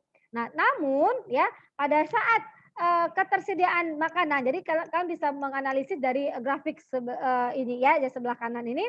Nah kalau kalian mungkin sebelah kiri. Nah, jadi, di sini kalian bisa lihat bahwa di sini kan, sumbu sumbu Y-nya itu adalah perolehan atau biaya. Nah, kemudian sumbu X-nya adalah, benefit-nya ya. Jadi kita bisa lihat ya keuntungannya. Dan pada saat kondisi ya, kelimpahan maksud saya. Jadi kelimpahan maksud Ibu ya, mohon maaf. Jadi yang di sini yang dikatakan di sini akan terlihat ini secara berkelompok dan ini keuntungan. Jadi bisa jadi garis ya untuk membentuk kurva ini ya. Jadi ini, eee, garis ini yang akan kita lihat bahwa garis yang pertama yang atas itu adalah, eee untuk yang berkelompok, nah sedangkan yang garis yang di bawah ini adalah secara individu. Nah pada saat, kondisi ya kelimpahan, di alam itu rendah, jadi yang, lumayan ya, jadi kita bisa di sini kita lihat ya pada saat individu itu sudah mulai ada. Nah di sini dilihat perolehannya sudah ada, ya ini garis-garis, sedangkan pada, mengelompok itu belum ada. Kenapa demikian? Maka dia akan bersaing di dalam satu populasi. Jadi minggu lalu mungkin pernah Ibu sampaikan ya, jadi sedalam populasi itu kan makanannya sama, karena dia satu populasi. Nah, apabila, ketersediaan makanannya kurang, maka dia akan bersaing, di dalam, populasi tersebut. Jadi akan sesama, anggota populasi akan bersaing ya. Nah ini itu yang menyebabkan adalah kerugian apabila ketersediaan makanan, berkurang kalau misalnya secara berkelompok. Nah, namun kalau misalnya ketersediaan makanan itu melimpah, kita bisa lihat jauh signifikan bahwa mencari makan secara berkelompok menguntungkan. Nah, itu dia cepat ya, jadi kalau dengan cepat sehingga, menghemat waktu dia dalam mencari makan. Nah, gitu ya. Nah, kemudian juga, dia terhindar dari, kemungkinan dia terhindar dari predator itu jauh lebih besar karena dia akan bisa jadi mereka bisa berbagi tugas. Nah, kalau misalnya sendiri ya kan fokus ya makan sendiri tanpa melihat ya bahwa sebenarnya ada hewan lain atau predator lain ya atau predator yang mengintainya gitu. Jadi dia fokus makan karena tidak ada kawan. Jadi kalau misalnya, dalam satu kelompok dia pasti akan ada, aktivitas saling bergantian menjaga, apa, mengawasi ya, di sekitar, tempat mereka mendapatkan makanan. Nah itu dia hasil riset. Nah kemudian, untuk, strategi menunggu ada contohnya untuk, pada, laba-laba. Jadi laba-laba ini dia banyak menghabiskan waktunya adalah dan energinya untuk membangun jaring-jaring, ya. Jadi, mereka lebih, banyak waktu membangun jaring-jaring ya daripada, ke mana-mana mencari mangsa, makanya di strateginya menunggu, menunggu mangsa. Nah, di dalam perangkap ya, perangkapnya ini ada butiran lengket yang menangkap ngak jantan. Nah, ngak jantan itu dia, dapat terperangkap karena ada butiran-butiran ya, butiran-butiran itu ada sejenis, hormon feromon yang, dimiliki oleh ngak betina. Nah, jadi dengan, mengelabui ya, mangsa ya, si laba-laba ini menggerakkan, jaring-jaringnya. Nah, jadi dikira oleh ngak jantan ini ada ada ngak betina di situ. Nah, oleh karena itu dia akan mendekati sehingga dia akan, lengket di butiran-butiran, tadi sehingga menyebabkan, laba-laba, akan mudah memangsa dan jadi makanan daripada laba-laba. Nah, di sini, next slide berikutnya, pertimbangan yang hampir sama tersebut dapat dijadikan pembanding antara herbivora dan karnivora. Karena kepadatan makanan, berupa, tumbuhan selalu tersedia dalam jumlah yang besar melampaui kepadatan dari makanan berupa hewan. Nah ini, kalian perhatikan dari piramida makanan, ya. Tetap produsen itu lebih banyak dibandingkan konsumen. Kan piramida makanan itu piramida jumlah, piramida energi, piramida, biomasa itu jelas terlihat bahwa produsen itu, lebih lebih lebih banyak dibandingkan, dengan konsumen, apalagi konsumen tersier ya, makin ke ujung. Nah, di sini herbivora membutuhkan energi yang digunakan untuk memangsa atau mencari makan relatif lebih sedikit daripada energi yang dibutuhkan oleh karnivora. Nah, hal ini dikarenakan mangsa dari herbivora tidak mempunyai mobilitas karena merupakan tanaman, sedangkan pada karnivora mangsanya bersifat mobilitas sehingga dibutuhkan energi yang lebih banyak ya untuk mendapatkan mangsanya. Nah, ini sudah Ibu jelaskan sebenarnya, tapi tetap ditulis biar kalian tidak lupa ya. Nah, di sini, sama seperti yang sudah Ibu jelaskan tadi bahwa herbivora membutuhkan lebih banyak waktu ya dalam mencerna makanan. Nah, hal ini karena makanan herbivora ya terutama pada ruminansia berupa rumput-rumput yang mengandung selulosa karena selulosa sulit untuk mencerna. Ya, untuk dicerna dan membutuhkan proses pencernaan mekanik selama 2 kali, ya kan memamah biak dia ya.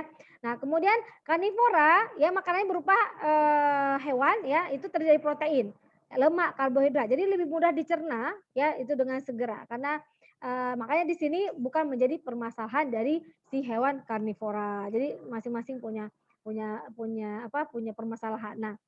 Nah ini, slide berikutnya mengenai hasil riset yang menunjukkan bahwa, eee, aktivitas jadi dari jam keseharian Ibu katakan tadi jam biologisnya akan digunakan, lebih utama untuk mencari makan. Jadi enggak hanya sebagai, tanpa ada dasar penelitian. Nah di sini bisa dilihat kepadatan mangsa secara kuat dapat mempengaruhi waktu dan persediaan energi hewan ya.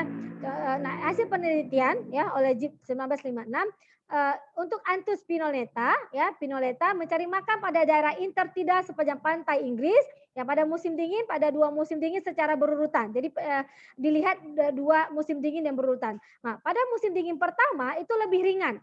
Nah, kalau lebih ringan artinya tidak terlalu ekstrim gitu ya, dan dalam penelitiannya, burung itu bisa menghabiskan 6,5 jam untuk mencari makan. Nah, kemudian 1,75 jam untuk istirahat dan 45 menit untuk mempertahankan daerah kekuasaannya.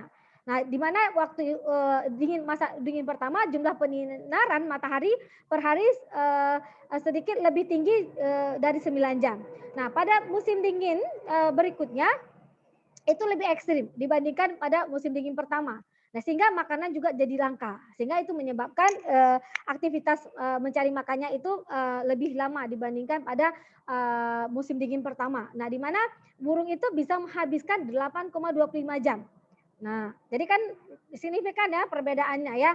Nah, yang pertama kalau musim pertama ya ini hanya 6,5 jam untuk mencari makan, sedangkan pada musim dingin kedua itu bisa 8,25 jam. Sehingga akan terkurangi untuk istirahat 39 menit, jadi untuk 7 menit untuk mempertahankan daerah kekuasaannya. Jadi kita bisa lihat ya semakin susah dia mendapatkan makanan maka akan mengurangi aktivitas-aktivitas lainnya. Jadi di sini hasil riset jelas bahwa adanya keutamaan dari hewan itu untuk melakukan aktivitas makan menjadi prioritas bagi hewan tersebut. Nah, di sini kita bisa lihat, nah, rupanya kombinasi dari rendahnya kepadatan makanan dan dinginnya yang ekstrim. Nah, ini menuntut lebih dari 90% waktu burung untuk menggunakannya ya untuk mencari makan dan tidak ada waktu untuk aktivitas yang lainnya. Ya, nah, contoh ini menunjukkan bahwa makanan lebih dipertahankan pada saat jumlah sedikit yang ditunjukkan dari pengurangan waktu yang digunakan untuk mempertahankan daerah kekuasaan. Nah, secara jelas bahwa kepadatan atau ketersediaan makanan ya kepadatan atau kesediaan makanan pada tahun kedua mendekati batas minimal yang mengharuskan Anthus spinoleta itu untuk bertahan. Nah, begitu. Jadi dia nanti makin hari itu kita akan lihat jadi dari sini ya musim dingin pertama dengan musim dingin kedua itu jauh signifikan perbedaannya. Nah, pada saat makanan langka, nah otomatis ya energi yang dibutuhkan, kemudian waktu yang dibutuhkan, nah itu lebih besar. Nah, jadi misalnya biaya, cost-nya itu lebih besar ya, dibandingkan benefit-nya. Nah, oke. Nah, itu yang harus kalian pahami sedikit tentang biaya, cost ya, benefit dan juga strategi yang dilakukan oleh hewan ya. Jadi strategi ini em, akan sangat terlihat bagaimana antara hewan satu dengan hewan yang lainnya. Jadi kita akan lihat bagaimana yang terutama perbedaan antara herbivora dengan karnivora ya. Nah, kemudian nanti kalau dilihat lebih detail lagi antara satu individu dengan individu yang lainnya, nah itu sangat tergantung dari bagaimana predatornya itu ya kegesitan ya predator, kemudian juga gesitnya si mangsa. Kalau misalnya hewan itu sebagai predator, maka akan sangat terlihat perbedaan antara satu hewan dengan hewan yang lainnya, bagaimana tingkat kecerdasan mangsanya. Jadi mangsa untuk karnivora tuh dia mangsa juga pintar, dia punya cara untuk terhindar dari predator.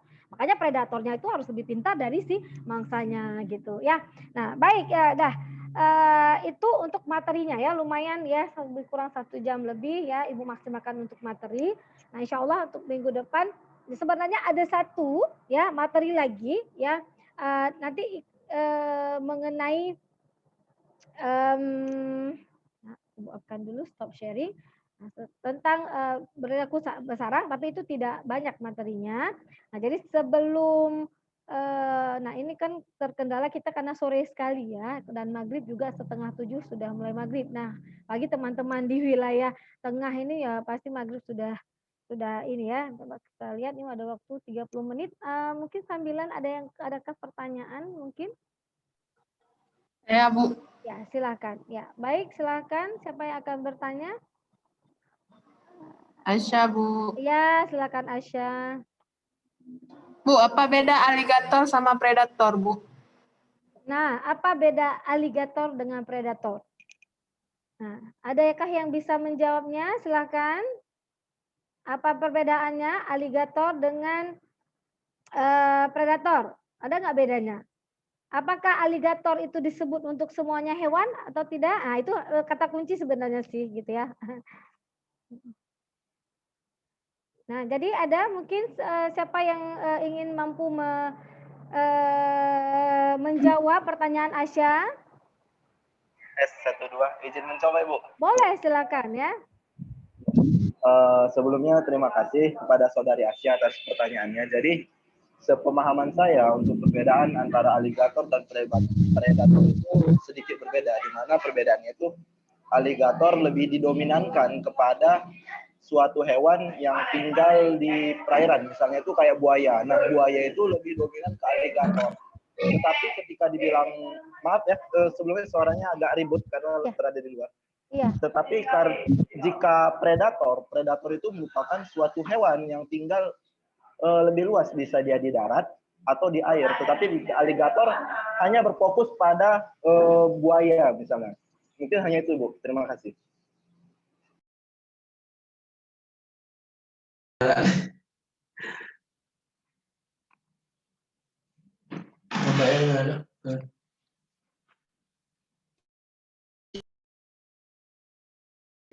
Ibu, suaranya amut. Ya, baik. Mohon maaf, lupa. Kalau sudah mood, ya lupa. Ya. Nah, oke, baik. Dari jawaban jelas ya. Jadi kalau alligator, memang kan kalau istilah alligator pun dalam bahasa Inggris itu pasti ditujukan alligators itu adalah buaya. Nah, kalau predator itu adalah bahasa Indonesia kita adalah pemangsa. Nah, begitu. Jadi alligator istilah bagi buaya yang jadi kalau Ibu bilang ya alligator itu memang buaya itu ditujukan hanya kepada buaya gitu. Tapi kalau misalnya harimau itu nggak pernah dikatakan alligator. Nah, gitu. Itu jelas mereka merupakan predator. Jadi alligator itu memang kalau dalam bahasa Inggris pun kalau kita maknai alligator itu adalah buaya. Nah, jadi itu perbedaannya ya Asya ya. Jadi predator adalah keseluruhan hewan. Jadi kalau misalnya Bu, buaya itu disebut predator juga. Jadi predator itu adalah pemangsa. Manusia yang mangsa anak-anak juga predator kan namanya. Jadi itu. Jadi predator itu adalah pemangsa hewan buas. Ya, itu lebih ke predator. Gitu ya. Ada yang ngintip-ngintip Ibu nih ya. Aulia bersama teman-teman ya. Aduh, senangnya gitu. Siapa ya di belakang? Oke, baik ya. Jadi kelihatan nih ya. Nah, baik. Nah, jadi itu Aisyah. Gimana Aisyah? Sudah dijawab juga oleh Gufron tadi. Bagus sekali. Nah, jadi alligator itu adalah lebih dominan adalah disebut juga buaya itu disebut juga dengan alligator ya. Jadi dia lebih ke situnya ya. Ya. Oke, baik. Ya, siapa berikutnya? Nur Azizah ya, kayaknya ya. Kemarin mau bertanya ya, aku nggak salah ya. Sebelumnya, mohon maaf tadi mungkin mau bertanya dulu ke Aisyah yang bertanya dulu ya. Aisyah, sudah paham ya nak ya? Ya. Baik. Jadi gini Bu, tadi kan katanya aligator tuh lebih ke buaya. Atau memang lebih ke binatang kayak arapaima kan ini juga Bu. Arapaima, ikan arapaima itu kan aligator juga. Dia itu kan lebih kalau aligator itu dia memang itu ya penyebutannya ya. Dia masuk ke ada genusnya, genus alligator ya. Jadi dia pada famili Alligatoridae. Nah, jadi ada kelompoknya yang memang kita lihat apa namanya ya.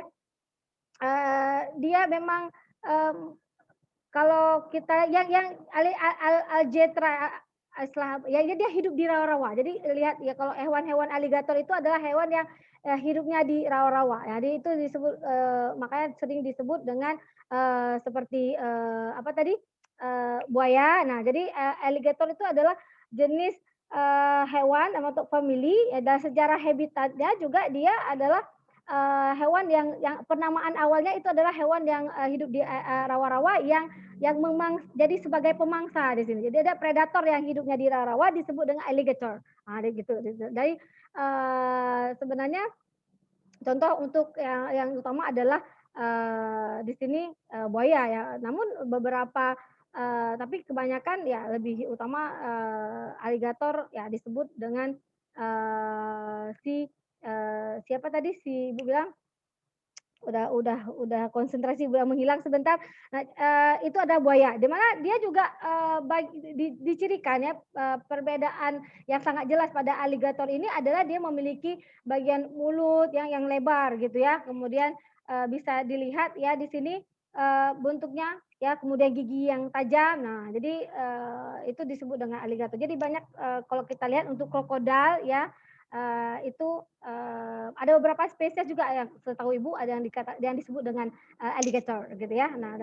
Tapi tidak semua, makanya ini hanya khusus beberapa untuk jenis alligator yang disebut dengan si alligator gitu ya, pemangsa. Jadi di sini untuk alligator kan dia masuk ke famili Alligatoridae. Jadi yang masuk ke dalam kelompok famili Alligatoridae, nah itu ya sering disebut dengan alligator gitu. Nah, Paham ya Asya ya mungkin ya. Jadi sejauh itu Ibu bisa jawab. Tapi kalau predator semua hewan itu predator. Jadi kalau di buaya itu disebut apa Bu? Predator iya ya. Jadi alligator juga iya. Jadi istilah alligator itu dia bisa hanya bisa digunakan untuk hewan-hewan dalam famili yang sudah Ibu sebutkan tadi. Nah, sedangkan predator untuk semua jenis hewan yang memangsa. Ya, yang perilakunya itu adalah menerkam, kemudian memakan. Jadi pemangsa sejati ya itu bisa dikatakan dengan predator, pemangsa lah ya. Nah, walaupun memang yang memangsa. Jadi walaupun memang istilah predator itu hanya sebenarnya bahasa Inggris tapi di Indonesia kan sebenarnya ya. Tapi predator itu istilahnya itu seperti ya. Tapi walaupun sebenarnya kalau kita katakan pemangsa antara misalnya ya cicak makan serangga. Jadi yang menjadi predator untuk si cicak itu apa namanya nyamuk itu atau si serangga itu adalah siapa predatornya si cicak begitu. Jadi sebenarnya predator itu adalah pemangsa. Mungkin karena orang sebut predator, nah ini kan bahasanya ya. Kalau dalam bahasa Indonesia lainnya adalah pemakan, pemangsa. Nah itu disebut dengan predator. Nah, mungkin kalau predator itu dia bayangan kita adalah memang hewan-hewan buas gitu yang memakan. Jadi lebih agak istilahnya ya, mungkin dia predator ini pun sudah di istilahnya kalau bahasa itu sudah di apa istilahnya sudah dimasukkan dalam bahasa Indonesia. Jadi dia ada level penyebutannya ya. Jadi kalau sudah predator itu sudah yang memang sangat berbahaya. Jadi seperti istilah-istilah dalam ilmu sosial juga ada yang kita kan sering dengar bahwa ada predator anak-anak gitu ya. Nah itu kan sudah karena pada tahap yang memang yang sangat menakutkan gitu. Jadi memang yang tanpa ada rasa iba gitu ya. Jadi sampai pada tahap kita menganalisis kata itu walaupun hanya kata namun maknanya itu syarat makna. Jadi kalau sudah predator berarti dia memang nggak ada istilahnya sayang lagi, tidak jadi seperti hewan buas memangsa makanannya gitu. Nah gitu sih kalau menurut Ibu ya. Semoga bisa dipahami. Tadi pertanyaan dari Asya ya Asya. Jadi kalau istilah beberapa, nah itu kembali lagi apakah dia masuk ke dalam famili ya? Apa namanya tadi Ibu sebutkan untuk famili yang contoh untuk buaya ya alligator. Nah itu dia masuk ke dalam ya penyebutannya alligator gitu. Coba dia pemangsa yang ada di kawasan rawa-rawa. Itu awalnya. Jadi lebih ke air. Mungkin predator. Tapi kalau misalnya di dalam air, ekosistem air, ya di sini yang jadi predatornya siapa Asya? Kalau di dalam air? Kalau kita bicara dalam ekosistem predatornya siapa? Buaya. Kalau dalam itu kalau air payau ataupun dari air tawar gitu. Kemudian kalau misalnya di laut ya, di laut predator siapa? Jadi yang panas. Hiu, Bu, hiu. Nah, hiu. Jadi kalau hiu itu, jadi kalau misalnya mindset bahwa alligator itu adalah untuk pemangsa yang di dalam air, no, tidak bisa karena hiu itu tidak bisa dikatakan alligator, gitu ya. Gitu. Jadi dia tetap predator. Paham ya? Nah, jadi ada jenis-jenis family yang bisa dikatakan. Nah, salah satunya adalah family dari Alligatoridae tadi, Alligatoridae. Nah, susah banget ya. Nah, oke, baik ya, semoga dipahami ya. Baik, terima kasih. Ya, baik, silakan Bu Ron. Ya. Izin bertanya Bu. Jadi saya pernah membaca suatu penelitian tentang analisis kepintaran otak manusia itu didukung oleh tingkat peredaran darah pada jantung yang dipengaruhi oleh banyaknya dia itu berjalan, di mana penelitian itu terbesar didapat di negara Hong Kong. Nah, jadi di sini pertanyaan saya Bu mengenai mobbing yang dilakukan oleh anjing Afrika tadi Bu sampaikan sekitar 85% mereka lebih cenderung mendapatkan mangsa atau buruan mereka daripada harimau atau singa yang terdapat di daerah tersebut. Jadi pertanyaan saya Ibu, apakah mereka lebih aktif atau bagaimana gitu Bu? Maksudnya apa hal yang mempengaruhi kecerdasan otak mereka gitu Bu. Terima kasih Bu, karena manusia dipengaruhi oleh banyaknya dia berjalan gitu. Iya. Terima kasih. Ya, baik, terima kasih. Nah, kecerdasan sangat ditentukan oleh seberapa banyaknya ya terpaan hidupnya, ya, gitu. Jadi maknanya begini. Jadi memang secara fisiologis, nah mungkin nanti bisa ditanyakan lebih detail karena kan nanti yang akan mengajarkan mengenai kognitif itu adalah Bu Safrida. Secara kemampuan otak ini kan sama, mamalia ada sama ya, secara ini kan sama gitu. Namun kecerdasan itu akan ditempa, akan semakin terasah dengan ya salah satunya seperti yang ya itulah dengan banyak berjalan, maknanya bahwa akan semakin banyak hal yang dia lihat, akan semakin banyak tantangan yang dihadapi. Tapi kalau misalnya dia hanya duduk diam, dengan misalnya strategi duduk dia nggak pernah keluar gitu, dia nggak pernah apa yang terjadi di alam dan tidak pernah menghadapi permasalahan yang sulit, maka itu akan membuat otak dia juga ya kecerdasan itu akan juga menurun atau stagnan gitu. Nah, misalnya kan kita diturunkan secara genetik, misalnya orang tua kita itu punya kemampuan, misalnya orang tua banyak ya malah orang tua itu malah kita kan sering lihat ya fenomena orang tuanya profesor, tapi kok anaknya biasa aja, sekarang gitu ya. Jadi tidak enak. Nah, itu kembali lagi bahwa karena kembali bahwa tingkat kecerdasan itu ya, yang pertama diturunkan secara genetik. Nah, kemudian adalah bagaimana ya kemampuan dia dalam beradaptasi, kemampuan dia untuk learn ya, untuk belajar sehingga itu semakin terasah gitu. Jadi otak itu semakin kita asah semakin baik gitu. Jadi tingkat kecerdasan sama dengan hewan. Hewan itu semakin banyak dia berjelajah, otomatis dia akan bertemu dengan berbagai jenis lawannya gitu. Jadi dia akan mengetahui, oh ini hari ini ketemu dia, besok dia akan ketemu lawannya lagi dengan berbeda perilaku, sehingga proses itulah yang akan menambah pengetahuan dia untuk menghadapi berbagai jenis predatornya ataupun mangsanya begitu. Gitu jawabannya Gufron. Dapat? You get it point? Dapat poinnya? Dapat. Berarti ya, dia itu ya. lebih aktif dibandingkan harimau dan singa berarti Bu. Ya, ya. Jadi lebih aktif berburu dia dibandingkan singa dan harimau. Jadi kan kita bisa lihat ya bahwa kalau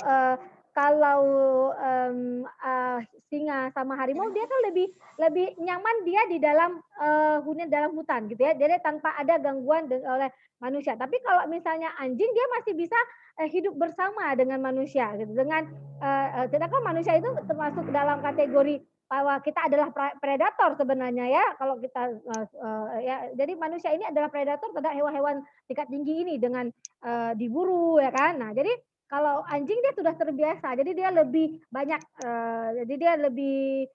berjalan, lebih banyak berjelajah dan dia lebih banyak mempelajari ya dan lebih banyak aktivitas berinteraksi dengan organisme yang lainnya baik itu manusia. Tapi kalau misalnya singa, nah mereka hanya di dalam hutan saja. Tapi kalau dia misalnya memang daerah kekuasaannya atau daerah jajahannya itu sudah atau daerah teritorinya itu sudah dimasuki oleh manusia yang diserangkan, nah tapi tidak dia yang keluar dari situ kecuali sudah makanan tidak ada. Nah itu sudah kembali ke yang tahap lain. Jadi kalau Ibu katakan walaupun dia termasuk pada kategori bahwa dia merupakan hewan yang memiliki strategi aktif atau strategi mencari makan secara berburu, nah itu namun dia masih kalah dengan anjing, dia masih kalah dengan anjing. Nah, begitu. Ya, jadi makanya kecerdasan kita bisa lihat. Jadi kalau anjing itu sering kan kita lihat bahwa dia bisa hidup berdampingan, bisa membantu ya. Jadi kan banyak sekarang anjing juga dimanfaatkan untuk dalam dunia medis di mana membantu mengurangi ya ada penyakit dari kejiwaan manusia di mana yang terlalu tertekan. Kadang-kadang kan dengan Ibu ada lihat tuh videonya, jadi anjing dibawa ke dalam rumah sakit. Emang anjingnya sudah diajarkan. Jadi anjing itu punya kemampuan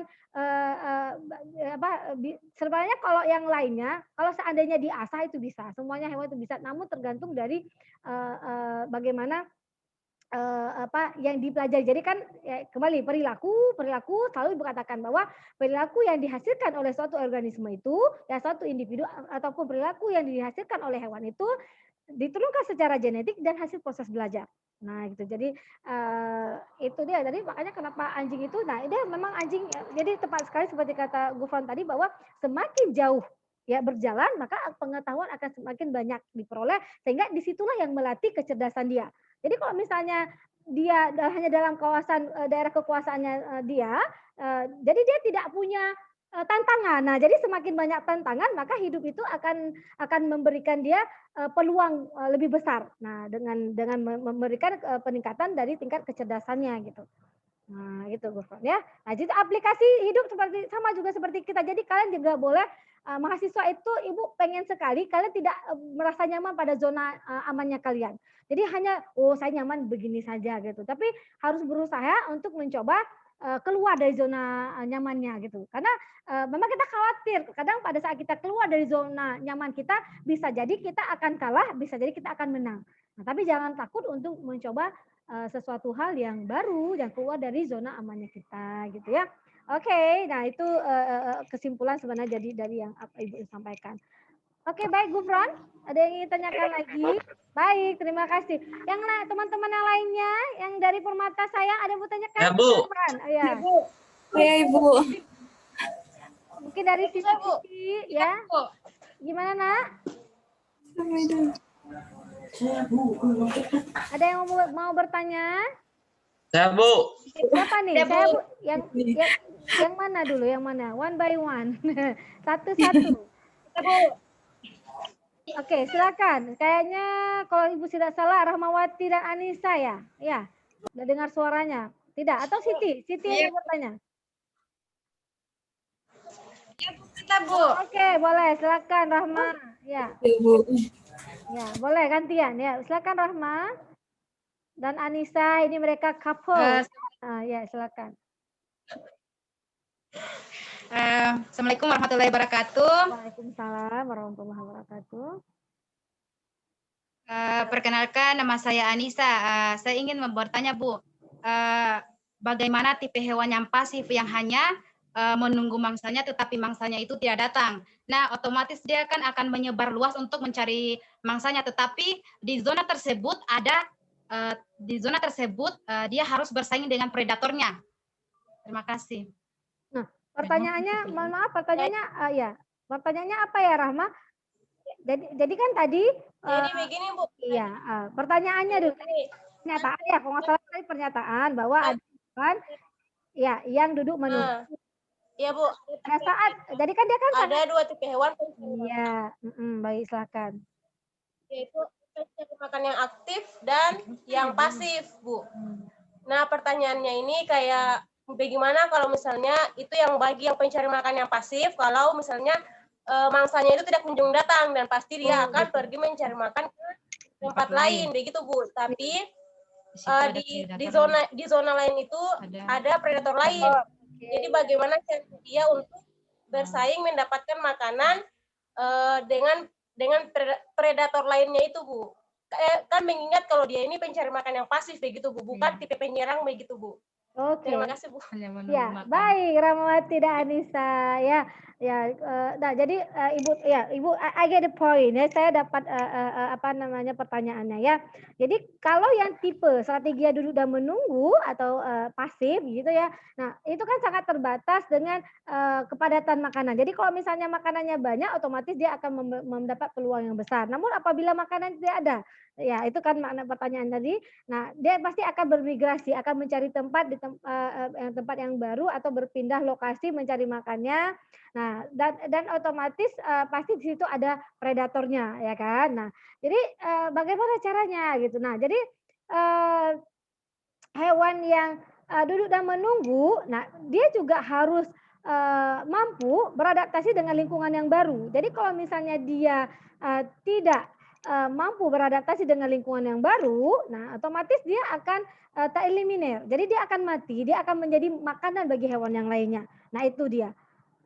Jadi pada saat dia, jadi kan ini kalian harus pahami bahwa pada saat hewan bermigrasi itu tidak mudah nak ya, karena pada saat dia bermigrasi belum tentu di tempat yang baru itu pada saat perjalanan. Nah, seperti kita ya mau hijrah kita kan, pada saat kita mana nggak tahu kan pada saat kita membawa mobil mungkin ada jurang atau bagaimana jatuh kita di situ gitu. Nah, jadi begitu juga hewan. Jadi pada saat dia bermigrasi mencari tempat yang baru di mana tempat ada makanannya, nah itu juga tidak gampang. Jadi harus butuh strategi yang baik. Jadi kalau dia tidak memiliki strategi, maka dia akan mati. Jadi kalau misalnya dia bisa beradaptasi, dia mampu menghindari dari predator, maka dia akan bisa mendapatkan makanan. Dan dia bisa meneruskan keturunannya, dia bisa mempertahankan jenisnya. Namun kalau misalnya, tapi tetap ingat nak ya, pada kondisi ya makanan itu terbatas, itu pasti hewan itu akan bermigrasi. Itu adalah salah satu adaptasi perilaku yang dilakukan. Dia akan bermigrasi. Nah, pada saat migrasi itu dia pasti harus mampu ya melihat peluang-peluang di mana jangan sampai dia gagal pada saat migrasi. Nah, gitu kan. Nah, jadi itu ke pertanyaan tadi sayang ya. Jadi kalau dia tidak mampu beradaptasi, nah maka dia akan dimakan oleh predatornya atau pemangsanya. Nah, jadi memang tetap harus keluar walaupun dia pasif, tapi karena kondisi tidak ada makanan. Nah, jadi hewan itu akan berupaya untuk mempertahankan kelangsungan hidupnya. Nah, jadi dia hanya ya butuh strategi di mana dia di tempat yang baru otomatis dia akan bertemu dengan penghuni ya ekosistem yang baru. Nah, bisa jadi di ekosistemnya itu dia tidak sesuai dengan dia di mana bahwa banyak predatornya. Nah, itu juga yang harus dipikirkan. Jadi kalau dalam pemilihan habitat preference namanya pemilihan habitat yang disukai, maka dia harus memikirkan sampai sejauh mana tingkat ya kenyamanan dia dari di tempat yang baru itu. Jadi kalau misalnya dia banyak predatornya, otomatis pada saat dia mencari makan pun dia tidak akan nyaman gitu. Dia akan penuh dengan kekhawatiran. Nah, gitu ya. Jadi sama seperti manusia ya. Nah, sama juga. Jadi misalnya tempatnya itu tidak nyaman, banyak apa? Kita pilih rumah ya. Jadi rumah itu harus bisa kita tinggali dengan nyaman. Jadi jangan sampai pada saat kita keluar banyak kriminalitas, nah otomatis kan membahayakan hidup kita. Nah, jadi cari makan juga nggak bisa. Nah, makanya kita jadi kalau misalnya ya kemampuannya apa ya mengatur strategi bagaimana caranya. Misalnya tidak ada pilihan, apa yang kita lakukan? Nah, keluar siang, jangan keluar tengah-tengah malam, begitu ya. Nah, begitu kan ya, misalnya kalian punya kos jauh mungkin dari keramaian, nah, masalah. Jadi aktivitas dilakukan lebih sering di siang hari dan di malam hari stay di rumah. Jadi sama juga seperti hewan harus punya strategi. Nah, itu saja Rahma dan siapa tadi maaf Bu? Ya Anissa ya. Nah, itu sudah paham apa yang dengan Ibu jelaskan? Semoga ya, mudah-mudahan ya. Nah, terima kasih Bu. Sama-sama. Mungkin satu lagi pertanyaan nak ya, karena waktu juga. Bu. Ya baik. Siapa? Tadi siapa? Nurul ya. Oh ya, oke. Nurul Hidayat Bu. Oh, Hidayat. Silakan. Assalamualaikum Bu. Mau bertanya Bu? Silakan. Hari ini nggak di perjalanan ya? Ini. Enggak Bu, aman. Oke, baik. Silakan. Bu. Iya, baik. Ini kan ada 3 contoh. Yang pertama jenis ikan gobi dalam jika dia bertelur, dia kan bertelur dengan jumlah tetap pada saat itu telurnya menetes dalam waktu yang tidak sama. Dalam siklus tersebut terjadi lagi perkawinan. Pasal ini ikan.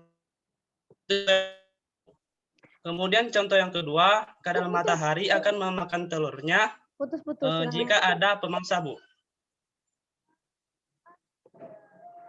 Oke, pertanyaannya gimana? Pertanyaannya apa? Dari contoh tersebut Bu, apakah termasuk dalam apa Bu? Strategi mencari mangsa Bu? Strategi mencari makan. Strategi mencari makan. Coba tadi jelaskan siapa yang makan telur. Ibu nggak karena terputus-putus, maaf ya. Ya, maaf terputus-putus. Tidak agak mendung. Ya, gimana?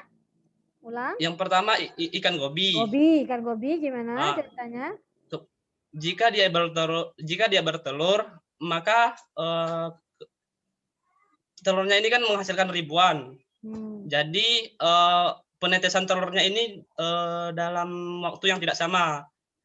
Kemudian ikan tersebut melakukan perkawinan kembali. Akhirnya telur-telur yang belum menetes tadi ikan gobi ini makan. Kemudian contoh yang kedua, kadal matahari, Bu. Dia pada saat ada mangsa, ada predator, maka ia akan memakan telurnya. Kemudian contoh yang ketiga, hamster, Bu.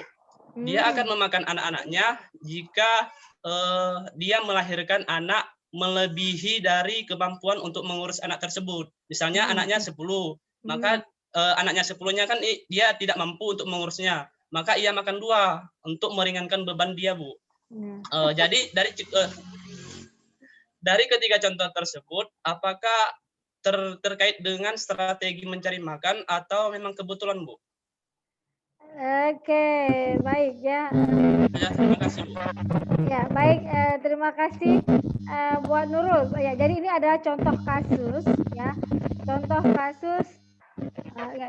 kasus pada 3 jenis ikan. Ada 3 jenis hewan ya. Jadi beda-beda ya. Oke, ya. Jadi 3 kasusnya itu berbeda-beda perilaku. Jadi kalau Ibu jelaskan per item, nah itu mungkin agak lama. Jadi konsep ya, bahwa perilaku yang dihasilkan oleh hewan itu perilaku yang menyimpang sebenarnya. Jadi kan makanya di sini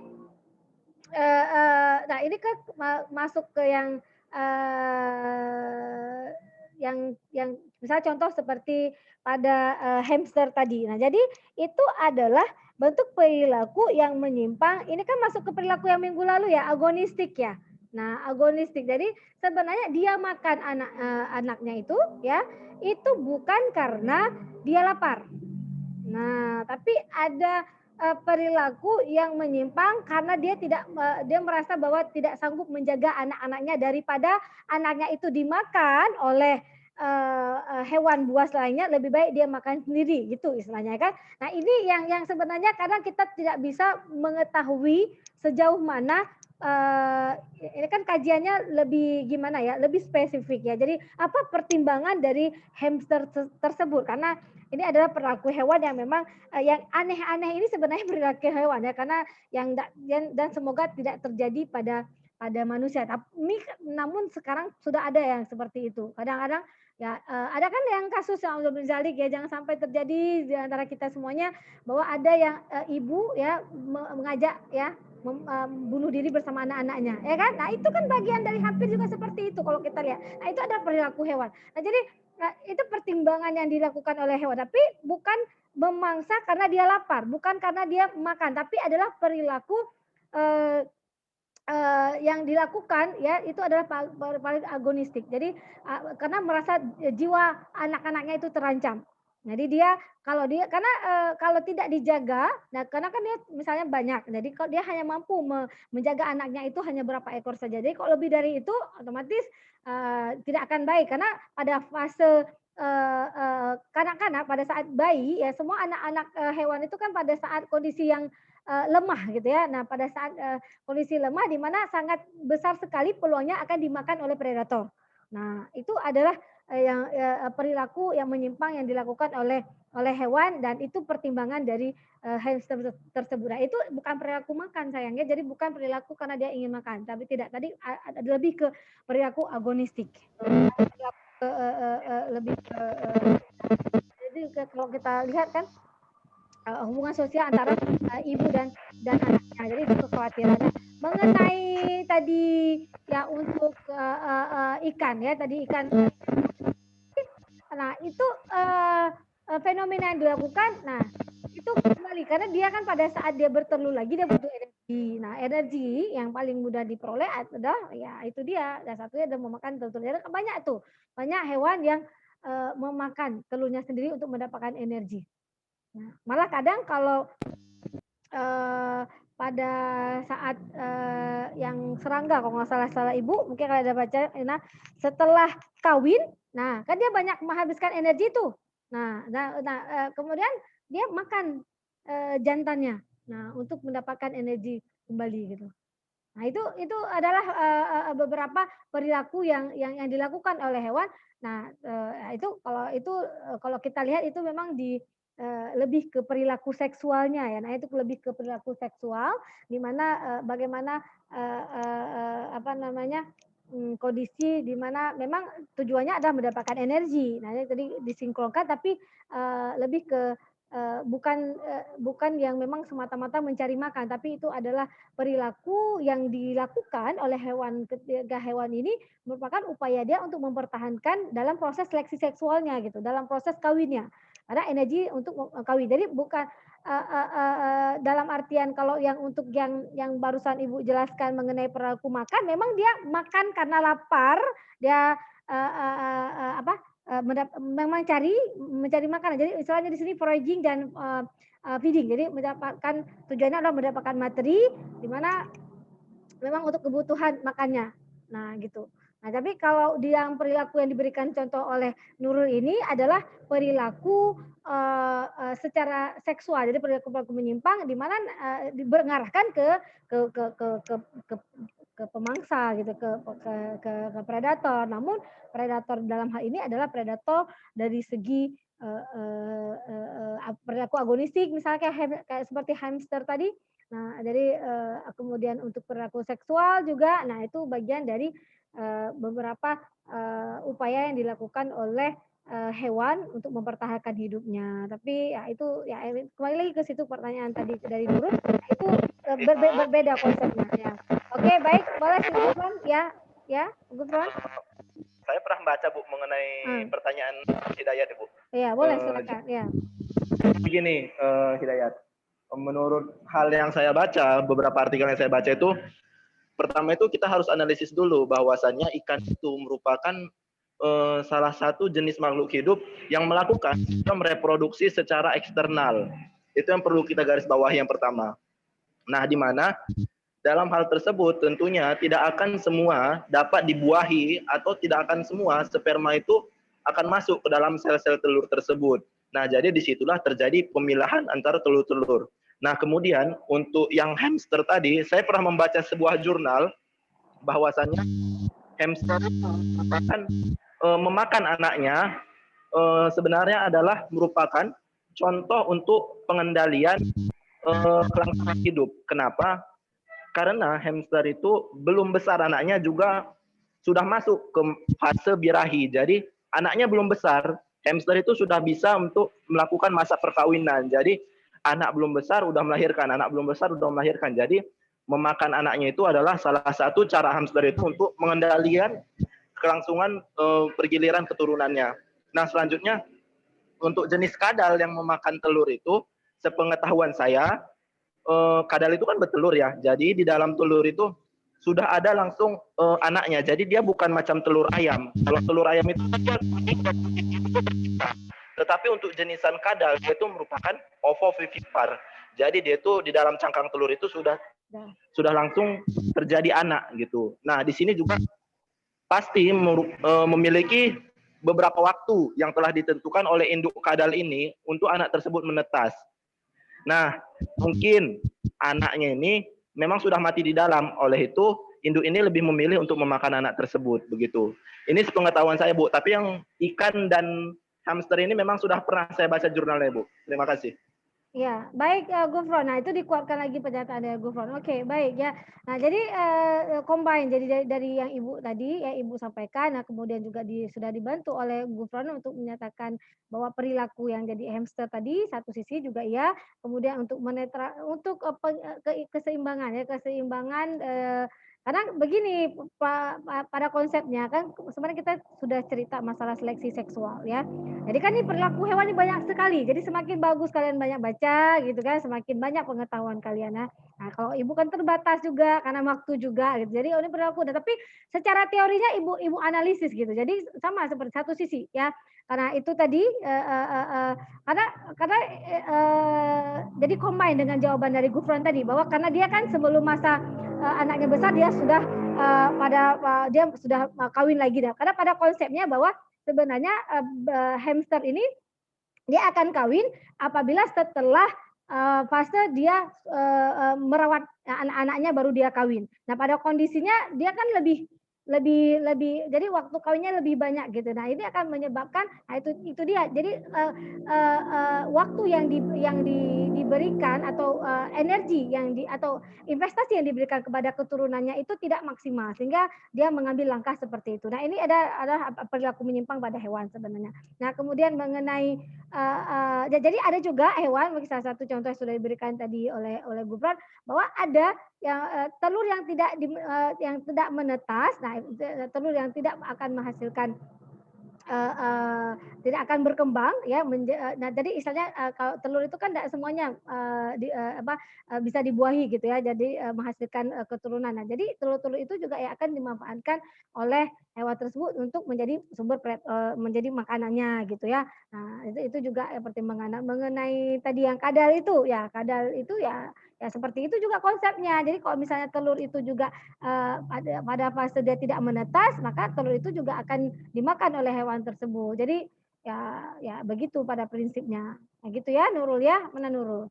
Jadi sudah dibantu, terima kasih Gufron. Ya, jadi yang sudah pengalaman mungkin ada baca, bagus itu sharing di sini ya. Jadi kita akan lihat berbagai variasi perilaku yang dilakukan oleh hewan. Nah, jadi di situ pada konsepnya, kembali ke konsep. Nah, jadi konsepnya bahwa kenapa? Jadi itu ada dasarnya. Nah, ini juga bagian seperti hamster tadi itu kan bagian dari seleksi seksual untuk jadi upaya dia karena pada dasarnya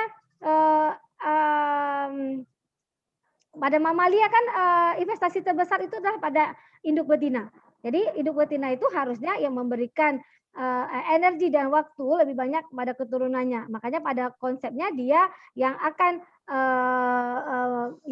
memilih ya pasangannya, nah gitu. Nah, pada saat konsepnya, pada saat teorinya itu menyimpang ya pada konsep kan di sini pada hamster berarti dia kan belum selesai masa parental care-nya ya pada saat dia menjaga anak-anaknya dia sudah kawin lagi. Nah, itu kan ada perilaku yang dilakukan menyimpang. Jadi anaknya tidak terurus. Jadi ada langkah-langkah ya salah satunya seperti Ibu sudah sampaikan tadi bahwa kekhawatiran ya dia terhadap predator juga. Nah, kemudian juga itu dia upaya dia karena ya itu dia untuk keseimbangan juga. Nah, sebenarnya kalau keseimbangan mungkin Ibu secara pribadi ya semakin bagus ya kalau misalnya semakin banyak. Namun kalau ibu tinjau itu lebih dominannya kekhawatiran si ibu akan bahaya terhadap anaknya. Jadi dia tidak mampu mengontrol sebuah populasi sehingga membutuhkan perilaku-perilaku yang menyimpang dari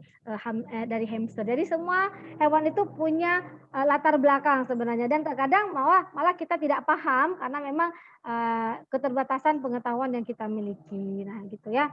Nah, itu saja mungkin ini sudah jam 6:02 ini sayangnya. Jadi semoga Nurul yang bertanya dan terima kasih Gufron, terima kasih buat yang sudah bertanya dan terima kasih buat teman-teman yang sudah bergabung. Tadi Siti mau bertanya ya kalau nggak salah ya. Oh ya. Mungkin lain kali atau nanti saya WA Ibu aja. Kasihan udah malam ya, nggak apa-apa. Pertanyaannya boleh ditanyakan di grup Siti. Nanti kita boleh dengan voice. Nanti Ibu akan coba menjawab dengan voice message gitu ya. Oke, baik Siti. Mohon maaf tadi kayaknya kalah duluan dengan Nurul ya. Mohon maaf padahal tadi sudah Ibu lihat. Baik, ya baik. Terima kasih untuk hari ini ya. Semangat untuk minggu depan ya. Jadi akan presentasi adalah kelompok 1 sampai kelompok 4. Ya 1 sampai 4. Nah, dan wajib ya itu Ibu kasih batas lah ya karena kan dari baru kumpul 2 kelompok ya segera mengumpulkan dalam minggu ini untuk 2 kelompok lagi. Nah, jadi kelompok yang minggu berikutnya itu ada kelompok 5, 6, 7, 8. Nah, itu akan mengumpulkan boleh minggu depan dikumpulkan ya. Nah, namun langkah baiknya itu sesegera mungkin dikumpulkan tapi sebelum hari hari apa ya? Kita presentasi hari Jumat. Sebelum hari Jumat untuk yang pertemuan berikutnya itu sudah dikumpul. Jadi Ibu tidak mau untuk yang kelompok 5, 6, 7, 8 dikumpulkan pada hari Jumat, itu tidak boleh. Jadi harus sebelum hari Jumat minggu depan ya. Jadi semua pada dasar biasanya Ibu juga kumpul di hari yang sama. Namun ya Ibu mengerti di kondisi juga. Jadi Ibu nggak terlalu strict untuk pengumpulan. Jadi semoga karena mungkin ada sinyalnya nggak pas atau bagaimana. Pokoknya Ibu kasih waktu batas minimal hari Kamis tanggal 15. Ya, itu hari Kamis tanggal 15 sudah terkumpulkan ke semua kelompok. Ya, nah ya. Baik, itu saja untuk hari ini. Mohon maaf atas segala kekurangan atau keterbatasan. Mungkin ada hal yang tidak begitu jelas barangkali ya. Semoga semakin hari semakin baik. Kemudian kalau ada pertanyaan boleh ditanyakan di voice message ya. Nanti Ibu akan coba menjawab. Nah, nanti dan minggu depan seperti biasa nanti akan ada ujian sebenarnya, tapi setelah selesai semua materi ya, sudah selesai presentasi ya nak ya. Jadi sekarang Ibu tidak berikan dulu ujiannya. Baik, itu saja, terima kasih ya, sudah pukul dan 6:05 ya. Untuk foto bersama silakan wajahnya diperlihatkan semuanya. Semangat ya wajah. Ya senyum ya. Sinta masih toh ya. Oke, on kan kameranya. Nggak tahu Bu, ini kameranya agak bermasalah Oh, Bu. bermasalah. Mungkin dari sinyal. Laptopnya. Nggak apa-apa. Khalikul Hikmi. Ibu tadi lihat Khalikul masuk, tapi saya nggak lihat Khalikul. Nah, Bu. Awal. Dari mana Khalikul? Kecil suara saya. Oh, HP-nya udah kecil suara Bu. Oh gitu ya. Jadi mohon ya setiap kuliah dengan Ibu itu kameranya di on kan. Ya, baik, terima kasih ya. Ya Bu. Ya, Ya, baik Bu. ya. Oke, baik, foto pertama untuk slide pertama. Selamat sore ya untuk semuanya, juga selamat sampai malam ya, sambil tersenyum ya pastinya. Kemudian slide kedua. Sebentar ya Ibu share di sini dulu sebelumnya. Oke, lebih cepat di Telegram dulu. Kuliah. Lupa. Oh, duduk hati ayo. Khalikul mohon off-kan mikrofonnya ya. Baji. Susah ya, Khalikul tidak bisa mendengar dengan baik ya. Semoga kita ignoring aja lah apa yang dia sampaikan ya. Bahasa Aceh ya. Nah, jadi itu lagi 01. Ini teman-teman dari Permata sudah mulai buat Telegram ya. Ibu ada lihat ya, beberapa teman-teman dari Permata sudah mulai ada Telegramnya ya.